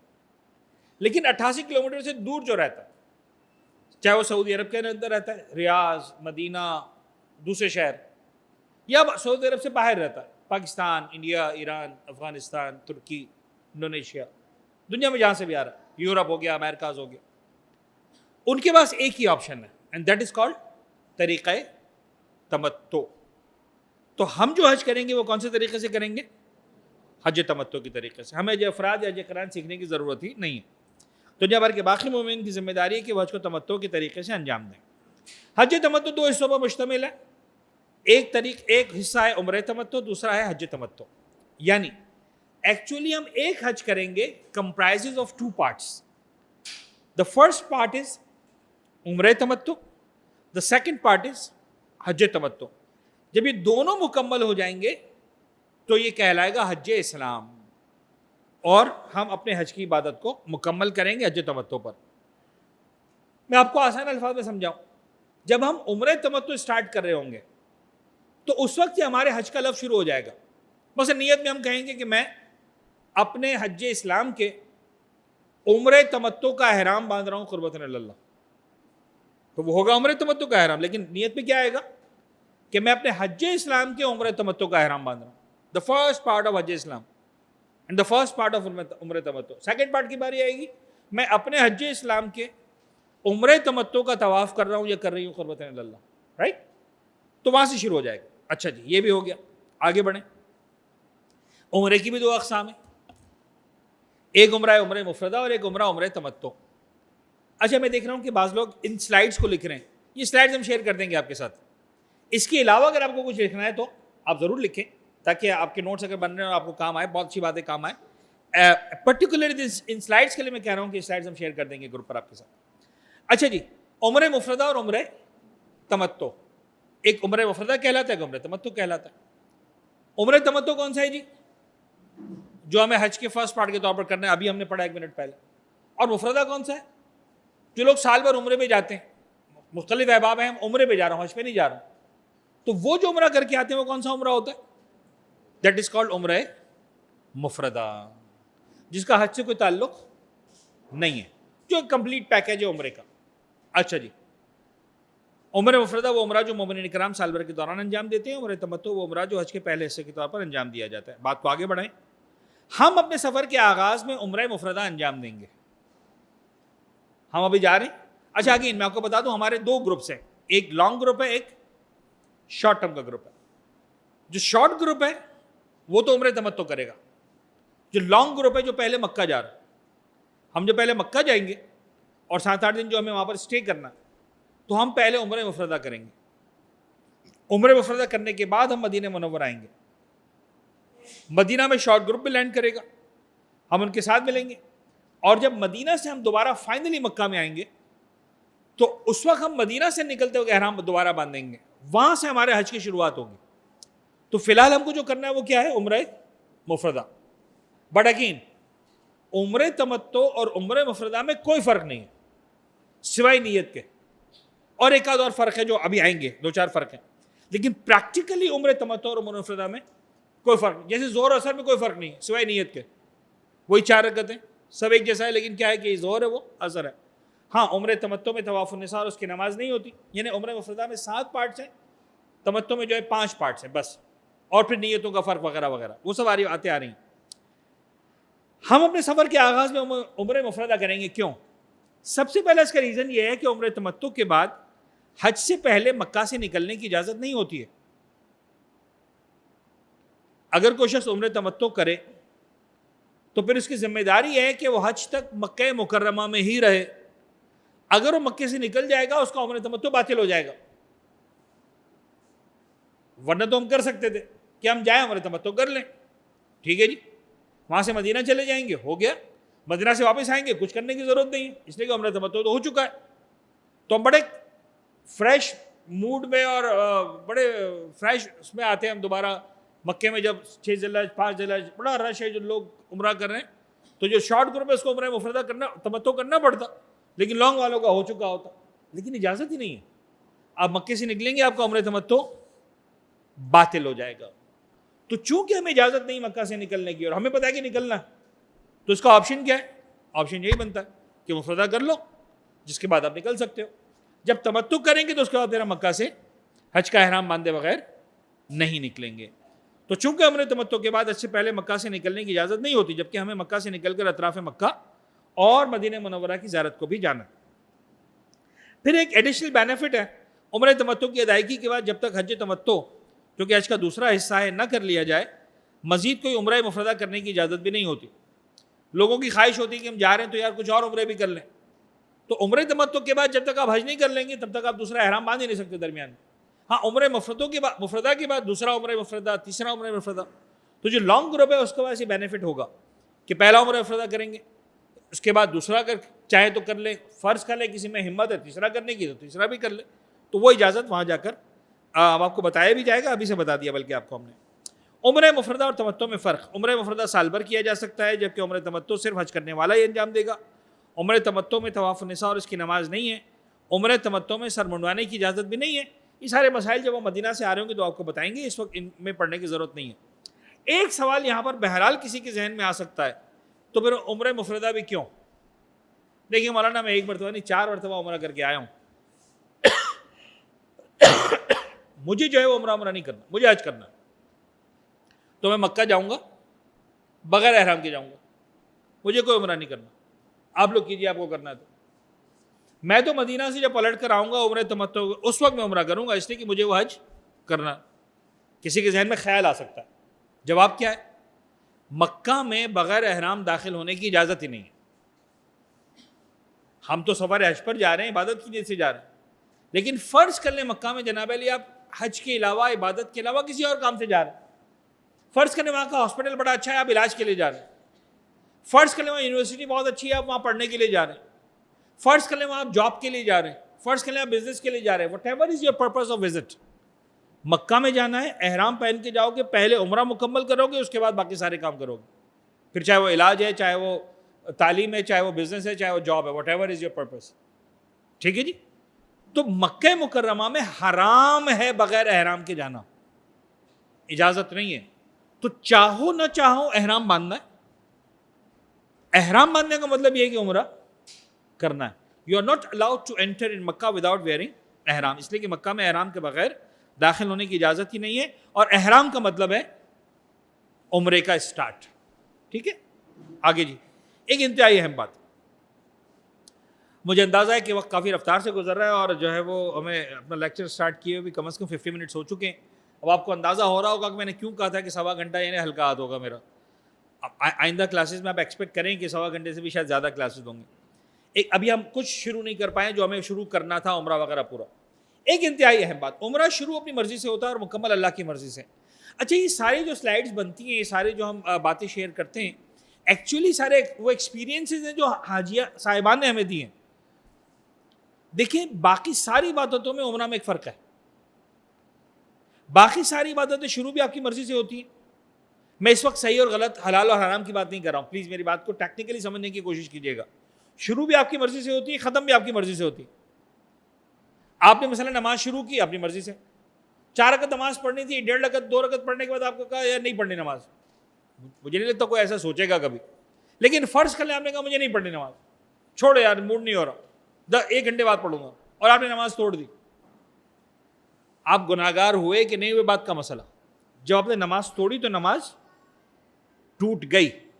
ناؤ یو آر نو مور ان نماز. آپ نے روزہ رکھا اپنی مرضی سے, فار اینی ریزن آپ نے دن میں درمیان میں سوچا کہ نہیں رکھنا روزہ مجھے, اور آپ نے پانی پی لیا, روزہ توڑ دیا. تو جب آپ نے روزہ توڑ دیا تو آپ کا روزہ ٹوٹ گیا. اب آپ مزید گناہگار نہیں ہونے, جو ایک گناہ لکھنا جانا تھا وہ لکھا جا چکا, ختم ہو گئی بات. عمرے میں ایسا نہیں ہوتا. عمرے میں آپ نے سوچا احرام باندھا, اس کے بعد طواف کرنا ہے, پھر نماز پڑھنی ہے, پھر صحیح کرنی ہے. آپ نے احرام باندھ کے مکہ پہنچے, فرض کریں جنالی بی پی ہائی ہو گیا, شوگر لو ہو گئی, واٹ ایور. آپ نے کہا صاحب مجھے عمرہ نہیں کرنا, میں نے احرام اتار کے رکھ دیا, مولانا صاحب میں عمرہ نہیں کرتا, اللہ کریم ہے. کوئی اللہ کریم نہیں یہاں پر.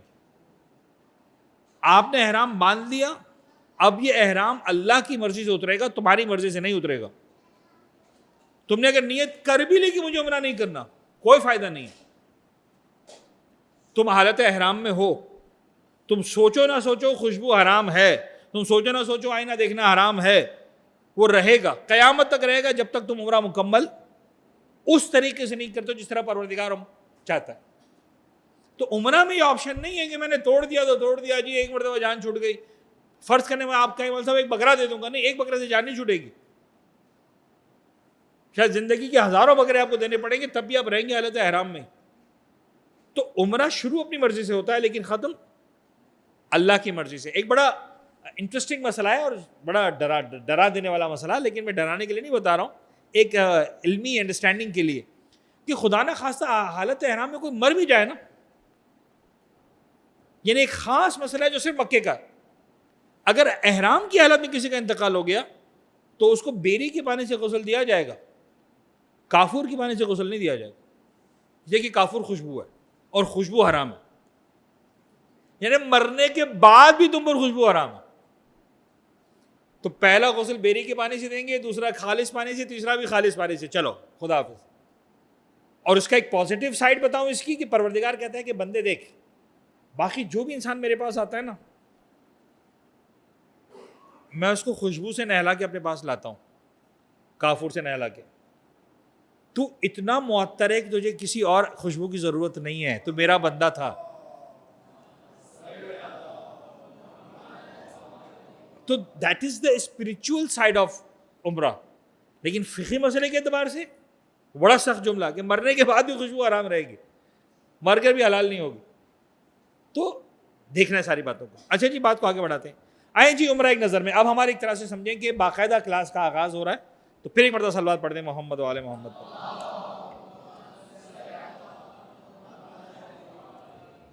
اچھا جی, 7 واجبات پر مشتمل عبادت کا نام ہے عمرہ.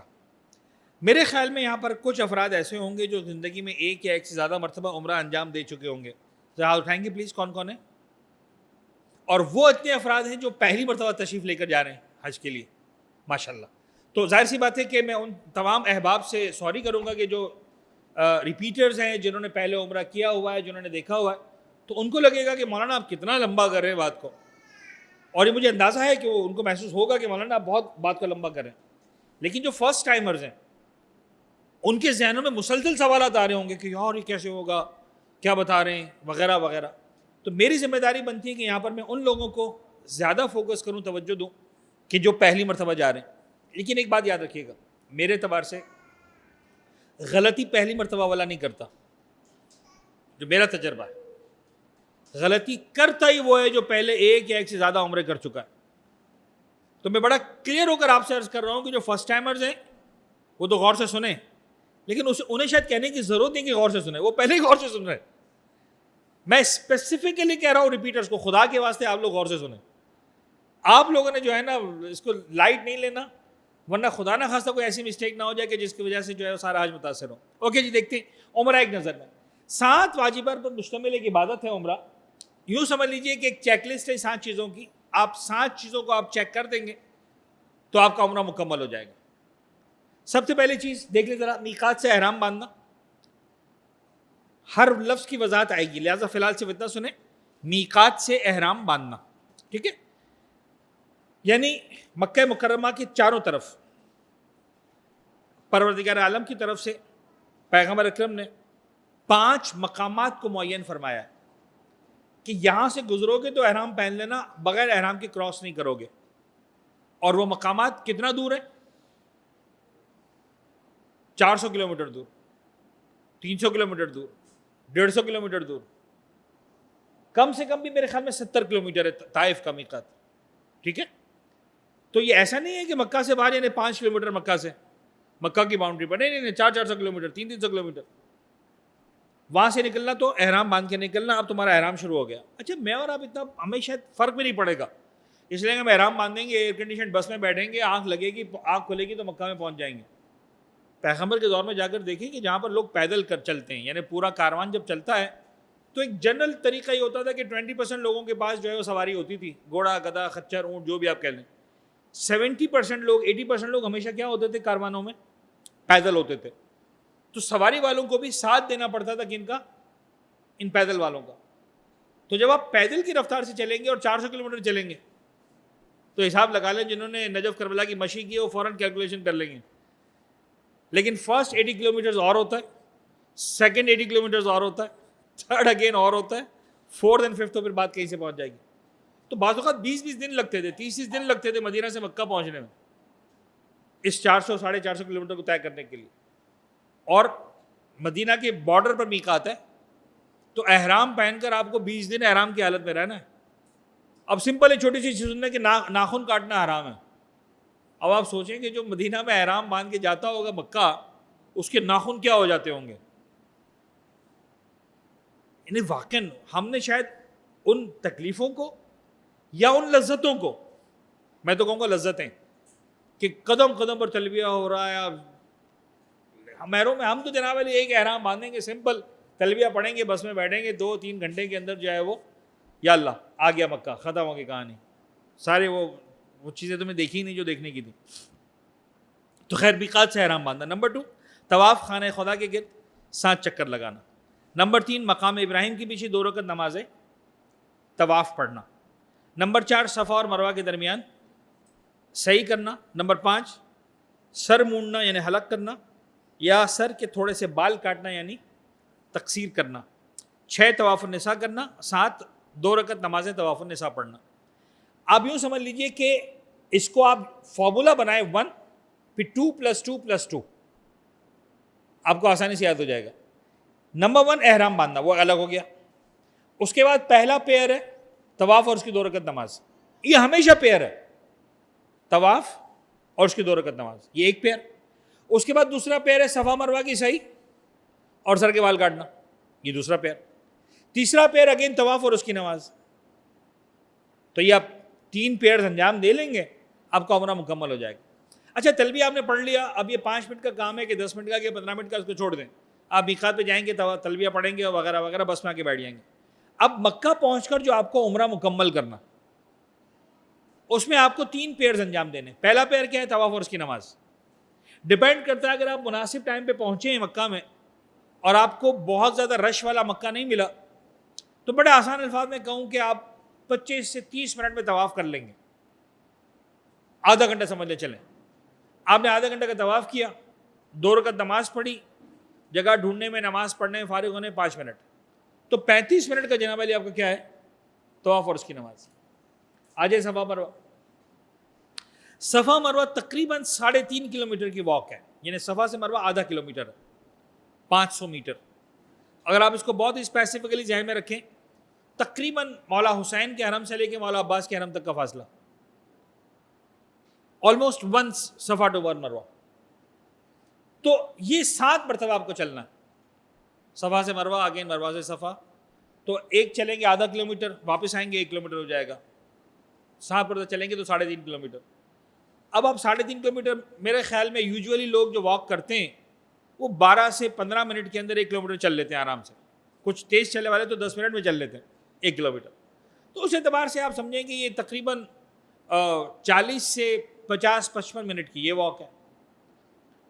تقصیر کرنے کے لیے آپ کو کینچی نکالنی ہے، فرض کریں کینچی میں پڑی، کینچی اٹھائی، یہ بال پکڑے کاٹ لیے، بس اتنا ہی ٹائم، واقعاً اتنا ہی time, not more than 5 seconds, 10 seconds, 1 minute بھی میں کہوں گا تو زیادہ ہو جائے گا. تو 35 منٹ تک آپ کا یہ طواف وغیرہ اور صفا مروہ کی صحیح 50-55 منٹ، یعنی مل ملا کے 1.5 گھنٹے کی عبادت ہے. جیسے آپ تقصیر کرتے ہیں، آپ احرام کی پابندیوں سے فارغ ہو جاتے ہیں. یعنی جتنی احرام کی پابندیاں آنے والی ہیں وہ سب کی سب کیا ہو جاتی ہیں؟ حلال ہو جاتی ہیں. یعنی 1.5 سے 2 گھنٹے میں آپ دوبارہ بیک ٹو نارمل. ہاں، مردوں کے لیے عورتیں حرام رہیں گی، عورتوں کے لیے مرد حرام رہیں گے. اس کے لیے کیا کرنا ہے؟ طواف النساء اور اس کے 2 رکعت نماز. وہ اسی وقت کرنا ضروری نہیں. آپ 2 گھنٹے بعد آئیں، 4 گھنٹے بعد آئیں، 6 گھنٹے بعد آئیں، سو جائیں، 1 دن کے بعد آئیں، اگلے دن آگے کر لیں، دیٹ از الاؤڈ.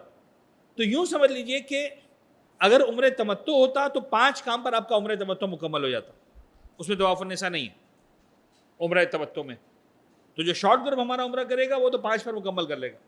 جو لانگ گروپ جا رہا ہے وہ عمرہ مفردہ کرے گا، لہٰذا طواف النساء بھی کرنا.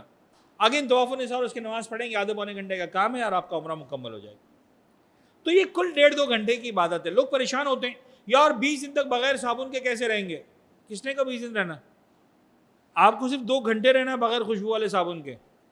پھر باقی آپ کو روزانہ جو ہے وہ، بلکہ وہاں کچھ کام ہی نہیں ہوگا، آپ صابن لے کے جو ہے وہ جتنا آپ کو محنت کرنی ہے اپنے چہرے پہ کر لیں، کوئی مسئلہ نہیں ہے. ٹھیک ہے نا؟ خوشبو بھی حلال ہوگی اور کریمیں بھی حلال ہوں گی اور سب حلال. وہ صرف 2-2.5 گھنٹے جو آپ کو حرام ہے، بس وہی آپ کو پابندی، اس کے علاوہ پابندی نہیں ہے. یعنی لوگ پریشان ہو جاتے ہیں واقعی، خاص طور فرسٹ ٹائمرز کہ یار 20 دن 30 دن کنگھے نہیں کر سکیں گے، آئینہ نہیں دیکھ سکیں گے، 20 دن تک جنابی خوشبو استعمال نہیں کر سکیں گے. ایسا کچھ نہیں ہے. احرام باندھنے سے لے کر اور تقصیر کرنے تک ساری پابندیاں ہیں، بس ختم. اس کے بعد ساری پابندیاں ختم ہو جائیں گی. ٹھیک ہے نا جی؟ تو یہ پریشانی اتنا آپ کو پریشان نہیں ہونا. آئیں جی آگے بڑھتے ہیں. میقات سے احرام باندھنا. یہاں پر جو ہمارے پاس موضوعات ہیں، نمبر 1 احرام باندھنے کا مقام، دیٹ از میقات. نمبر 2 احرام باندھنے کا عملی طریقہ. نمبر 3 واجبات احرام. نمبر 4 مستحبات احرام. نمبر 5 مکروہات احرام. نمبر 6 محرمات احرام. میں جتنا ہو سکے آج آپ کو بتا دیتا ہوں تاکہ پھر جو ہے وہ ہم مرحلہ وار جو ہے وہ کلاس کے اختتام کی طرف بھی جائیں. میقات سے احرام باندھنا. احرام باندھنے کا مقام. مکہ کا سفر کرنے والوں کے لیے مکہ کے اطراف میں 5 وہ مقامات ہیں جہاں سے احرام باندھے بغیر آگے بڑھنا جائز نہیں ہے. یہ 5 مقامات ہیں. ان میں سے 2 مقامات کا تذکرہ بار بار آئے گا. 5 مقامات ہیں، 2 آپ کو بار بار سننے. ایک مسجد شجرہ کا میقات اور ایک میقات جحفہ. یہ 2 آپ کو سننے. پھر کرن المنازل ہے، جو ہے وہ وادی عقیق ہے، طائف کا میقات ہے، لیکن وہ ہمارے جو ہے اس کے اندر نہیں آتے، لہٰذا ہم اس کو ڈسکس بھی نہیں کرتے۔ دو میقات بار بار آئیں گے۔ نمبر ایک میقات جوفا۔ میقات جوفا مکہ سے تقریباً 189 کلومیٹر دور ایک میقات ہے جو غدیر خم کے میدان کے تقریباً 4 کلومیٹر کے دائرے میں واقع ہے۔ بعض لوگ تو ایون میقات جوفا کو ہی غدیر خم کا میدان کہتے ہیں، لیکن وہ اسپیسیفکلی غدیر خم کا میدان نہیں ہے، لیکن اتنا میں کہہ سکتا ہوں کہ آپ جب میقات جوفا میں جاتے ہیں تو آپ غدیر کی فضاؤں میں سانس لے رہے ہوتے ہیں، یہ طے۔ تو یہ ایک میقات ہے، یہ کن کو نصیب ہوگا؟ لانگ گروپ والوں کو۔ ہم جب مکہ میں سعودی عرب میں اتریں گے جدہ میں، تو جدہ سے ہم جو ہے وہ جائیں گے میقات جوفا، وہاں سے احرام باندھ کر پھر مکہ میں آئیں گے۔ تو جو لانگ گروپ ہے وہ میقات جوفا کو دیکھے گا، جو شارٹ گروپ ہے وہ مدینہ سے آئے گا، تو مدینہ والوں کا میقات ہے مسجد شجرہ جو مدینہ کے بارڈر پر ہی ہے، تو وہاں سے پھر جناب علی ہم سارا کا سارا گروپ وہاں سے احرام باندھنے کا۔ تو میقات مسجد شجرہ، جسے ابیار علی بھی کہا جاتا ہے، ذوالحلیفہ بھی کہا جاتا ہے، یہ مدینے سے مکے جانے والوں کا میقات ہے۔ احرام باندھنے کا مقام میقات مسجد جوفا، یہ ویسے ہی آپ کو نظر آئیں گے بورڈز وہاں پر، دیکھ لیں یہ مسجد ہے میقات جوفا کی۔ البتہ یہ پرانی تصویر ہے تو ممکن ہے آپ جب جائیں تو تھوڑا سا آپ کو چینج میں نظر آئے۔ ہم نے ایک لاسٹ ایئر دیکھا کہ سعودی عرب کے بھی مقامی لوگوں نے کچھ سبیل وبیل کا سلسلہ شروع کیا ہے، تو میقات جوفا کبھی کبھار چائے مل جاتی تھی ہم کو فری میں، تو بہرحال وہ دیکھتے ہیں وہ جو جائیں گے وہاں پر، ہمیں تو 1-1.5 گھنٹہ 2 گھنٹہ جو گزارنا ہوگا، اور اس کے اعتبار سے وہاں پر اس وقت کیا فیسلٹیز اویلیبل ہے، کیا سروسز اویلیبل ہے۔ لاسٹ ٹائم ہم کو جانا پڑا تھا تو وہاں پر ایسا تھا کہ چونکہ بند گاڑی میں سفر حرام ہے، تو ہمیں تقریباً 4-5 گھنٹے وہاں جوفا کے میقات پر رہنا پڑا تھا۔ ہم دوپہر کو پہنچ گئے تھے 1-1:30 بجے 2 بجے، اور شام تک ہمیں انتظار کرنا تھا۔ اس مرتبہ جو ہماری فلائٹ ہے وہ اس طرح سے ہے کہ ہمیں 1 منٹ بھی ایکسٹرا وہاں پر نہیں گزارنا، ہم جو ہے وہ سورج ڈھلنے کے بعد ہی جو ہے وہ میقات جوفا پہنچیں گے، اور جتنا جلدی ہو سکے گا ہم ذمہ داری سے فارغ ہو کر اور احرام باندھ کر وہاں سے ہم نکل آئیں گے انشاءاللہ مکہ مکرمہ کے لیے۔ یہ اگین مسجد شجرہ کا میقات ہے، بڑا خوبصورت میقات، جو ہم مدینہ منورہ سے جب ہم آ رہے ہوں گے مکے کے لیے تو اور اس میں جو ہے وہ بہرحال ہزاروں کی تعداد میں شاید حجاج ہوتے ہیں جو ایک ایک وقت میں احرام باندھ رہے ہوتے ہیں، ہم بھی انشاءاللہ احرام باندھیں گے۔ اگین مسجد شجرہ کا ایک دوسرا لک، عام طور پر یہی وہ مین گیٹ ہے جہاں سے ہم مسجد کے اندر، بلکہ مسجد کے صحن کے اندر، مسجد تو پھر اندر جا کر ہے، اس میں انٹر ہو رہے ہوتے ہیں۔ اور یہ اگین میقات جوفا۔ چلیں آگے جی، احرام باندھنے کا عملی طریقہ مرد حضرات کے لیے۔ مرد حضرات کے لیے احرام باندھنے کا جو عملی طریقہ ہے وہ سمپل سن لیں، 2 چادریں آپ کو پہننی ہیں۔ مرد حضرات 2 چادریں پہنیں گے، سمپل 2 چادریں پہننے کے لیے کیا کرنا ہے؟ ایک لنگی ہوگی، ایک آپ کے اوپر سے ردا ہوگی۔ لنگ اس طرح سے باندھنی ہے کہ ناف سے گھٹنوں تک کا سارا بدن ڈھانپ لے، اور ردا اس طرح سے پہننی ہے کہ دونوں شانوں کو ڈھانپ لے۔ 2 چادریں کم از کم ہونا ضروری ہے، زیادہ سے زیادہ کی کوئی شرط نہیں۔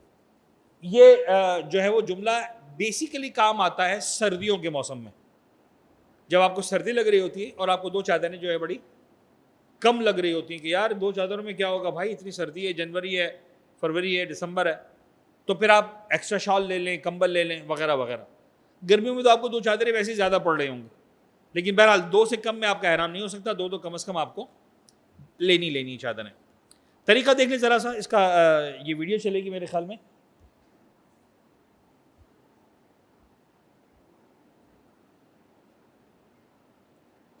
میں 2 مرتبہ چلاؤں گا اس ویڈیو کو، آپ پہلی مرتبہ دیکھ لیں، پھر میں آپ کو کامنٹس کروں گا کہ ایکچولی اس میں ہے کیا۔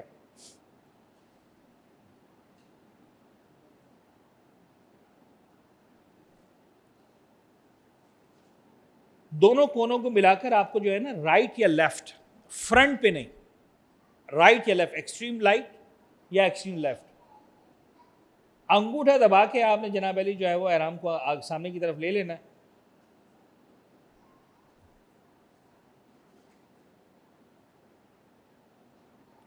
آپ سامنے سے ڈیزائن بنا لیں، 1-2 بل دے دیں، اور باہر کی طرف اس کو موڑ لیں۔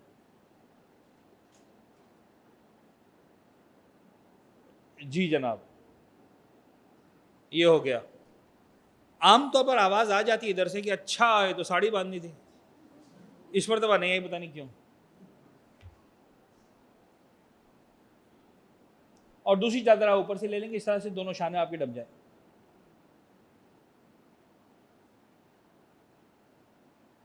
خدا ہمارے احمد بھائی کو سلامت رکھے، آغا رضوان کے فادر ان دنوں سخت علیل ہیں، میں آپ سے دعا کروں گا، درخواست کروں گا، دعا کریں پروردگار ان کو شفائے کامل عنایت فرمائے انشاءاللہ۔ یہ طریقہ ہے سمپل. ایک مرتبہ پھر دیکھ لیں آپ لوگ تاکہ جو ہے وہ پھر ہم آگے بڑھیں. آپ نے چادر کے دونوں کونوں کو رائٹ ایکسٹریم یا لیفٹ ایکسٹریم, فرنٹ پہ نہیں کرنا. بہت سے لوگ غلطی کرتے ہیں, وہ تھوڑا سا رائٹ پہ کر دیتے, سمجھتے ہیں کہ رائٹ اپنا رائٹ پہ ہو گیا. نہیں, تھوڑا نہیں, 90 ڈگری پر, ایکسٹریم رائٹ یا ایکسٹریم لیفٹ, ٹھیک ہے. اور سارا کمال یوں سمجھیں کہ آپ نے یہ انگوٹھے کا ہے, جو آپ نے انگوٹھے میں جو پکڑا ہے نا اس کو, احرام کو, بس وہی اس احرام کو ٹائٹ کرے گا جو انہوں نے کیا ہے. ایک اور ویڈیو بھی ہم آپ کے ساتھ شیئر کر دیں گے انشاءاللہ, تو جو ہے وہ زیادہ بہتر طریقے سے آپ لوگ احرام کی پریکٹس کر سکیں گے. اور اس کے بعد آپ ان چادروں کو باہر کی طرف موڑ لیں, یہ بڑا مضبوط احرام بن جاتا ہے. اچھا, اس احرام کو باندھنے کا فائدہ یہ ہے کہ سامنے سے آپ کا حجاب بھی ہو جاتا ہے, آپ کے پیر بھی کھلتے ہیں, اور آپ بڑے آرام کے ساتھ جو ہے وہ اس کے اندر واک کر سکتے ہیں. کچھ لوگ جو ہے وہ پورا لپیٹ لیتے ہیں, شرن صحیح ہے, کوئی غلط نہیں ہے. یہ بھی بتا دوں کہ یہ طریقہ جو آپ کو یہاں پر بتایا گیا ہے یہ کوئی شرعی طریقہ نہیں ہے کہ بھائی امام صادق نے بتایا ہو یا امام کاظم نے بتایا ہو یا دین نے کہا ہو کہ ایسے ہی احرام باندھنا ہے. نہیں, آپ کو لنگی پہننی. اس دور کا انسان تو بڑا آشنا تھا, وہ تو ویسے ہی لنگی باندھا کرتا تھا. ہمارے دور کے انسان آشنا نہیں ہے, لہذا طریقے سے کھانے پڑتے ہیں. تو اگر آپ کے پاس کوئی اور آپ کا اپنا پرسنل طریقہ ہے لنگی باندھنے کا تو آپ اس کو باندھ لیں, کوئی مسئلہ نہیں. ہم نے جو تجربات کے بعد دیکھا ہے کہ جو بیسٹ طریقہ ہے وہ یہ دیکھا ہے کہ اس میں جناب علی آپ بڑی کمفرٹیبلی احرام باندھتے ہیں, گھنٹوں تک آپ کا احرام چلتا ہے. اور جو جملہ استعمال کیا جاتا ہے کہ بچہ اس احرام کو پکڑ کے لٹک بھی جائے تو بھی احرام نہیں کھلنے والا. یہ اتنا مضبوط طریقے سے بن سکتا ہے. گٹھان باندھ سکتے ہیں, کوئی حرج نہیں, الاؤڈ ہے. اگر آپ کو اس سے کمفرٹیبل ہے آپ اسے باندھ لیں, کوئی حرج نہیں. آگے بڑھتے ہیں جی. خواتین کے لیے ان کا اپنا لباسی احرام ہے جو آپ نے پہنا ہوا احرام ہے. یعنی اس وقت خواتین احرام میں, جواب یہ کیجیے بالکل احرام میں. جو لباس پہنا ہوا ایز اٹ از اس کو لباس احرام بنا لیں, شریعت کو کوئی پرابلم نہیں ہے. ہاں, خواتین کے لباس میں شرط یہ ہے کہ اس کا کوئی بھی حصہ خالص ریشم کا نہ ہو. بس یہ اگر کسی خاتون نے مثال کے طور پر کوئی بھی پیس, چاہے چھوٹا پیس, خالص ریشم کا پہنا ہوا وہ حرام. پیور ریشم نہیں ہے, مکسڈ ہے, چلے گا, کوئی مسئلہ نہیں. اگر خالص ریشم نہیں تو الاؤڈ ہے. اس طرح سے پہنے کہ سر کے بال اور کان مکمل طور پر چھپ جائیں, ٹھوڑی کے نیچے تک سارا ایسا چھپ جائے, اور چہرہ مکمل کھلا رہے. چہرہ کو مکمل کھولنا ہے. حالت احرام میں جناب علی نقاب ڈالنے کی اجازت نہیں ہے. چہرہ جو ہے وہ حالت احرام میں مکمل کھلا رہے گا. پھر ایک کاروان مسلم کی خواتین کے لیے اضافی ذمہ داری, اضافی کیا کہوں, بہت سمپل کہوں کہ سفر کے دوران تمام مقامات پر کاروان کا دیا ہوا احرام استعمال کریں. دیٹس اٹ, ختم ہو گئی بات. یعنی سوٹ آپ اپنا بنوائیں وائٹ, جو مخنا دیا جائے گا کاروان کا, کاروان مسلم کی طرف سے, وہ خود بخود آپ کا احرام بن جائے گا. تو that's very simple for the ladies. اور یہ میں عرض کر دوں کہ بعض مقامات پر تھوڑا میں مسکرا کے کہوں تاکہ اس کی شدت کچھ کم ہو جائے, بعض مقامات پر آپ کو لگے گا کہ ہم بدتمیز ہیں. اور آپ کو صحیح بتا رہا ہوں کہ آپ کو لگے گا کہ بدتمیز ہیں, یعنی ایسا لگے گا کہ یار ایسا کون کرتا ہے. لیکن واقعاً میں ہو گیا, اعجاز بھائی ہو گیا, موسیٰ ہو گیا, ہم بدتمیزی کی حد تک آ جائیں گے. خواتین کو ہم اجازت نہیں دیں گے مکھنے کے علاوہ کوئی اور چیز استعمال کرنے کی. پھر آپ کے ساتھ یہ کیا ہوا, تو ہم تو اتنے پیسے لے کر آئے تھے اور ہم نے اتنے ڈریس بنوائے تھے, آپ نے کچھ بھی کرا تھا. نہیں مولانا وہ تو دھلنے کے لیے گیا ہوا تھا مکھنا. یہ نہیں چلے گا. We are very serious about it کہ آپ نے پورے سفر کے دوران جو ہے نا کاروان کا مکھنا استعمال کرنا. 3 مکھنے دیے جا رہے ہیں آپ کو, یہ اعجاز بھائی نے مجھے اشارہ کر کے بتایا. 3 مکھنے, ایک دھلنے گیا ہوا ہے دوسرا پہنے, دوسرا دھلنے گیا ہوا ہے تیسرا پہنے. ایک مکھنا جیسے کہتے ہیں نا اپنے پرس میں سنبھال کے رکھیں کہ اگر ان کیس کوئی بوتل گر گئی, لسی وسی گر گئی تو آپ دوبارہ مکھنا ہی پہنے, کچھ اور نہ پہنے. تو بہرحال ہم آپ سے درخواست بھی کریں گے ایک طرح سے, اور آپ کو اندازہ بھی ہوگا کہ کیوں ضروری ہے. وہاں پر کاروان کی جو موومنٹس ہیں اس میں خدا نخواستہ کوئی ضد کی بات نہیں ہے, خدا نخواستہ یہ نہیں ہے کہ کسی کو اذیت دینا مقصد ہے, لیکن بہرحال ہم ایک مقدس سفر پر جا رہے ہیں. تو یہ ایک ایکسپیکٹیشن ہے بہت سارے حوالوں سے کہ آپ کا جو مکھنا ہے بعض اوقات وہ آپ کے لیے کسی اور کے لیے حتیٰ گائیڈ لائن بن جاتا ہے کہ یار مجھے کہاں جانا ہے, راستہ گم ہو گیا, یار یہ اپنے مکھنے والے بھائی ان کے پیچھے چلتے رہو, مسجد منزل میں پہنچ جاؤ. ان کو دیکھ کر جناب علی جو ہے وہ حاجی جمع ہو جائیں گے عرفات کے میدان میں, منی کے میدان میں, اطراف کی زیارتوں میں, عمرے میں. تو پلیز یہ ہماری ایک طرح سے آپ سے شرط ہوگی کہ آپ نے دوران سفر یہ لباس استعمال کرنا. مشترکہ شرائط, احرام کا کوئی بھی لباس اتنا باریک نہیں ہونا چاہیے کہ اس سے بدن چھلکے. نمازی کے لباس کی تمام شرائط احرام کے لباس اور چادروں میں ہونا ضروری ہے. کسی کا استعمال کیا ہوا احرام اس کی اجازت سے استعمال کیا جا سکتا ہے. کارون ویسے دے رہا ہے, مرد حضرات کو 2 سیٹ دے رہا ہے, خواتین کو 3 احرام دے رہا ہے, تو آپ کو ضرورت نہیں پڑے گی. لیکن فرض کر لیں کسی کا دل چاہتا ہے کہ یار میرے ابا نے حج کیا تھا, میں وہ والا احرام پہننا چاہ رہا ہوں, پہن لیں, کوئی مسئلہ نہیں. کسی کا استعمال کیا ہوا احرام اس کی اجازت سے آپ استعمال کر سکتے ہیں, کوئی حرج نہیں. ابا کا, بھیا کا, فرض کریں کسی بزرگوار کا, کوئی مسئلہ نہیں. نئے احرام کو دھوئے بغیر بھی استعمال کیا جا سکتا ہے, نئے احرام کو دھونا ضروری نہیں ہے. احرام مسلسل پہنے رہنا ضروری نہیں ہے, بلکہ بوقت ضرورت یا آرام وغیرہ کے لیے اتارا یا تبدیل بھی کیا جا سکتا. ایک صلوات پڑھیں محمد وآل محمد پر.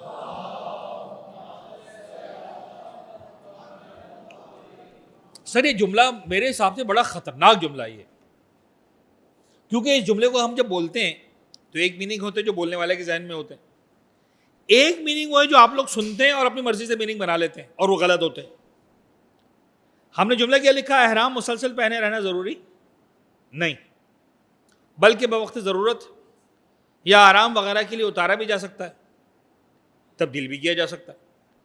اب اس سے مرد حضرات کیا سمجھتے ہیں, اچھا مولانا نے کہا کہ مسلسل پہننا ضروری نہیں, تلبیہ پڑھتے پہن لیا, ہوٹل میں آگے 6 گھنٹے بعد جائیں گے عمرہ کرنے کے لیے.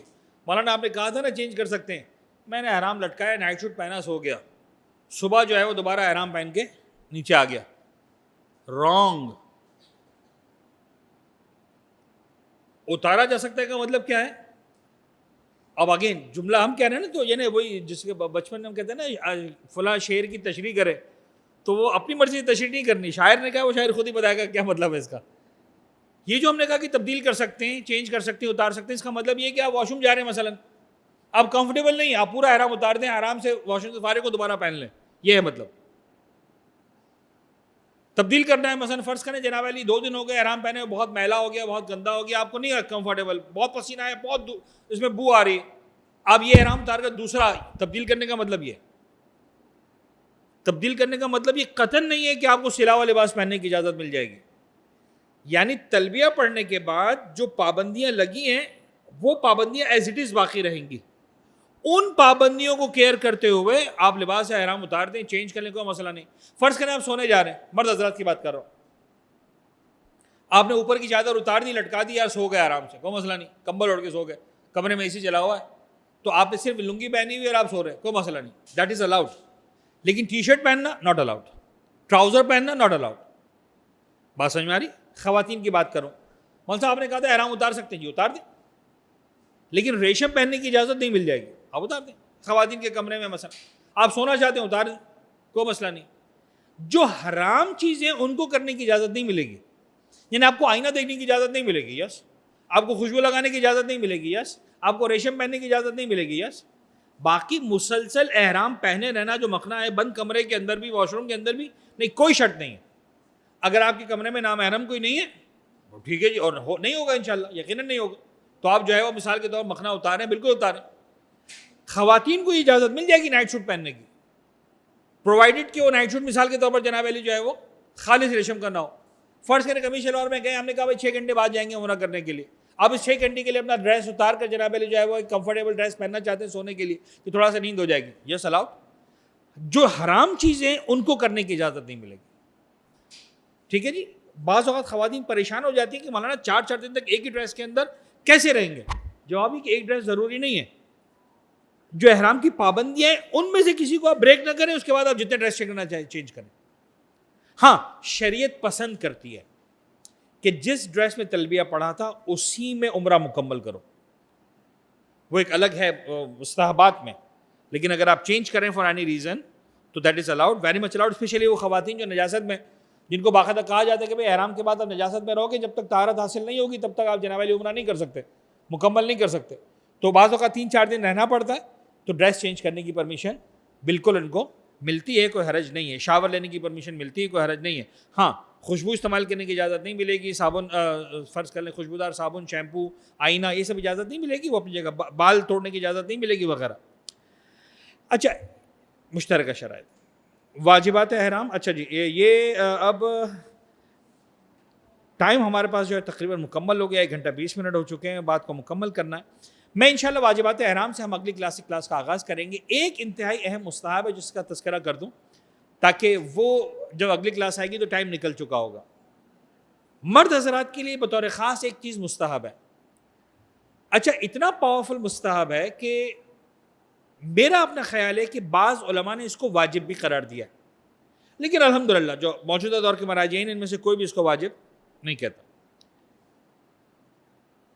وسائل الشیعہ جنہیں جو ہماری احادیث کی جو بڑی معتبر کتاب یعنی کتب اربعہ کا جناب علی اس کے اندر کمپائلیشن ایک طرح سے وسائل الشیعہ، اس میں جب شیخ العاملی نے حج کا چیپٹر بنایا ہے اور حج کے واجبات پر جب بات شروع کی ہے تو سب سے پہلا چیپٹر میں جو سب سے پہلا باب بنایا ہے وہ یہی بنایا ہے کہ جو یہ والا مستحب ہے.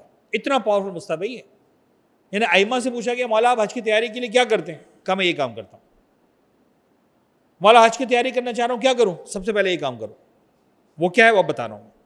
اور وہ یہ ہے البتہ مستحب ہے، اگین واجب نہیں ہے. اگر آپ نہیں کریں گے اس پہ عمل گناہ گار نہیں ہوں گے، آپ کی عبادت باطل نہیں ہوگی، لیکن کریں تو بہت ثواب ہے. اور وہ یہ کہ جو حج پہ جانا چاہتا ہے وہ پہلی ذی الحج کے بعد سر کے بالوں کو اور داڑھی کو نہ کاٹے. پہلی ذی القعدہ کے بعد، سوری، ماشاءاللہ اچھے لوگ جاگ رہے ہیں سب، خاص طور پر اللہ ان کو ہمیشہ جاگتا رکھے، سلامت رکھے. فرسٹ ذی القعدہ 40 دن تک جناب علی سر اور داڑھی کے بالوں کو نہ کاٹیں.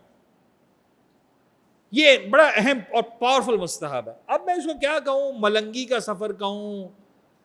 اچھا ہمارے دور میں تو یہ چونکہ اب ہم یہ شارٹ حج اور لانگ حج اور پتہ نہیں کتنی لیٹ فلائٹس، ورنہ اصولاً تو جب انسان یہ فرض ذی القعدہ آتی تھی تو اس کو اپنا گھر چھوڑے ہوئے 1.5-2 مہینے ہو چکے ہوتے تھے. تو بس پہلی ذی القعدہ کے بعد سر کے بالوں کو نہ کاٹو. بناؤ مسئلہ نہیں ہے، درمیان میں جانے موقع ملے تو جو بھی کرنا ہے، لیکن بس یہ ایک مستحب ہے کہ سر کے بالوں کو نہ کاٹو، داڑھی کے بالوں کو نہ کاٹو، بڑھنے دو. داڑھی بھی 40 دن تک بڑھتی رہے، سر کے بال بھی 40 دن تک بڑھتے رہیں.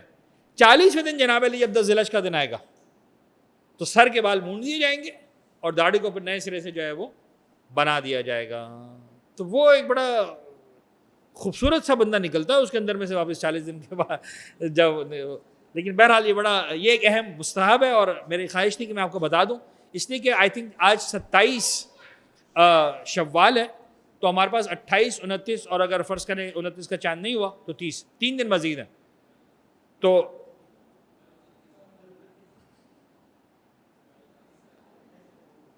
اوکے میں آج 27 نہیں، آج 28 ہے. آج 28 ہے، اوکے. تو آج 28 ہے تو کل 29 ہے، تو کل کا دن تو کنفرم ہے. چاند نہیں ہوا تو پھر پرسوں کا دن بھی ہے. لیکن بظاہر لگ رہا ہے کہ آئی ڈونٹ نو کچھ چانسز ہیں 30 کے، کچھ اندازہ ہے. رمضان جو ہے وہ چونکہ 29 کا ہوا ہے تو چانسز ہے تو صحیح کہ جو ہے وہ شوال 30 کا ہو. بہرحال دیکھ لیجیے گا مون سائڈنگ وغیرہ پہ. تو کل کا دن ڈیفینیٹلی ابھی آپ کے پاس ہے، اور کل کا دن جو ہے وہ آپ یہ کر سکتے ہیں کہ بھائی سر کے بالوں کو مثلا بڑھانا ہے تو تھوڑا سا چھوٹے کر لیں تاکہ 40 دن میں بہت زیادہ بڑے نہ لگے، اور داڑھی کو تھوڑا سا چھوٹا کر لیں مثلا کہ جو ہے وہ. لیکن اب کیا چھوٹا کریں گے، وہ کیا فرق پڑے گا. بہرحال تو یہ 40 دن تک کی مستحب ہے. بات یہاں پر اگر مکمل ہوئی انشاءاللہ کل سے ہم اپنی بات جو ہے وہ اس سلائڈ سے شروع کریں گے، واجبات احرام سے اپنی گفتگو کو مکمل کرتے ہیں. لیکن ایک جملہ بس، ویسے آج جناب جس طرح میسیجز آیا کسی کا جناب ابو طالب کی ولادت کی شب ہے تو مصائب یوں تو نہیں بنتے خوشی کے اعتبار سے، لیکن بہرحال ہم کبھی بھی اپنی کلاس کو مکمل نہیں کرتے ہیں 1-2 جملے ذکر مصائب کے بغیر. تو بس ایک جملہ یا 2 جملے بس جو ہے وہ ذکر مصائب کے، تاکہ ذکر اہل بیت اس طرح سے بھی شامل ہو جائے اور ہم سے جو ہے وہ کیا کہتے ہیں سعادت کا باعث ہو ہمارے لیے، ہم سب کے لیے، ہماری کلاس کے لیے. ایک جملہ میرے ذہن میں آ رہا ہے کہ ہم جب جاتے ہیں مکے میں تو آپ اپنی آنکھوں سے منظر دیکھیں گے کہ بہرحال بڑا رش ہوتا ہے، ظاہر سی بات ہے، اور بڑا خطرناک رش ہوتا ہے. لیکن اس خطرناک رش کے باوجود آپ کو جگہ جگہ نظر آئے گا کبوتر جو ہے ان کے لیے دانے ڈالے جا رہے ہیں، اور وہ جو ہے وہ پریشان نہیں ہوتے ہیں. کبوتر سارے اجنبی لوگ ہوتے ہیں، احرام باندھے ہوئے ہوتے ہیں، رنگ و نسل کے، لیکن وہ پریشان نہیں ہوتے. کبوتر ان کو پتہ ہے کہ ہماری جان محفوظ ہے، یہاں پر ہمیں کوئی نقصان نہیں پہنچانے والا. یعنی اتنا شہر امن ہے. جب میں اس منظر کو دیکھتا ہوں مجھے ہمیشہ ایک خیال آتا ہے کہ کیا ہوا ایسا سن 60 ہجری میں فاطمہ کے لال کے ساتھ کہ جہاں جانور بھی محفوظ تھے اور پروردگار کا حکم تھا کہ نہیں ان کو بھی جو ہے وہ کوئی نقصان نہیں پہنچایا جا سکتا. ایسا کیا ہوا علی و فاطمہ کے لال کے ساتھ، حسین ابن علی کے ساتھ، کہ 8 ذی الحجہ کے دن بڑا پیک کا دن ہوتا ہے جب ساری دنیا کے حاجی آ چکے ہوتے ہیں اور اب تو حج کا احرام بھی بن چکا ہوتا ہے اور جا رہے ہوتے ہیں عرفات و منی و مزدلفہ کی طرف. اس وقت مولا حسین کو مکہ چھوڑنا پڑا، حسین کی جان محفوظ نہ رہی. ایک جملہ کہتا ہوں، مولا ساری دنیا عرفات میں نہ جا رہی ہے، آپ کہاں چلے احرام کو چھوڑ کر؟ شاید میرا مولا پلٹ کر جواب دے پوچھنے والے لوگ حج پر جا کر کیا کریں گے؟ عرفات کے میدان میں جائیں گے، منی اور مزدلفہ کے میدانوں میں جائیں گے، منی میں جا کر شیطان پر کنکر برسائیں گے نا. حسین ابن علی بھی یہی کرے گا، لیکن تم پتھروں سے جنگ کرو گے، حسین کربلا کے میدان میں 10 ذی الحجہ کے دن تلواروں سے جنگ لڑے گا. تم کنکر برسانے کے بعد اپنے اپنے جانور خدا کی بارگاہ میں پیش کرو گے قربانی کے لیے. دیکھنا حسین کیسی قربانی دیتا. حسین کی قربانی چھوٹی قربانی نہیں ہوگی، کہیں اکبر کا کلیجہ ہوگا، کہیں عباس کے بازو ہوں گے، کہیں ششماہے کا گلا ہوگا. تم اپنے جانوروں کو پیش کرنے کے بعد اپنے سر منڈواؤ گے. حسین سر منڈوائے گا نہیں، حسین سر کٹائے گا. تم اس کے بعد خوشیاں مناؤ گے. فاطمہ زہرا کے خیموں میں آگ لگے گی، علی اور فاطمہ کی بیٹیاں بے مخنہ و چادر کے نامحرموں کے مجمع کے درمیان واہ محمدہ واہ علیہ کی صدائیں بلند کریں. الا لعنۃ اللہ علی القوم الظالمین وسيعلم الذین ظلموا آل محمد أي منقلب ينقلبون. ایک سلوات پڑھ دیں گے محمد و آل محمد.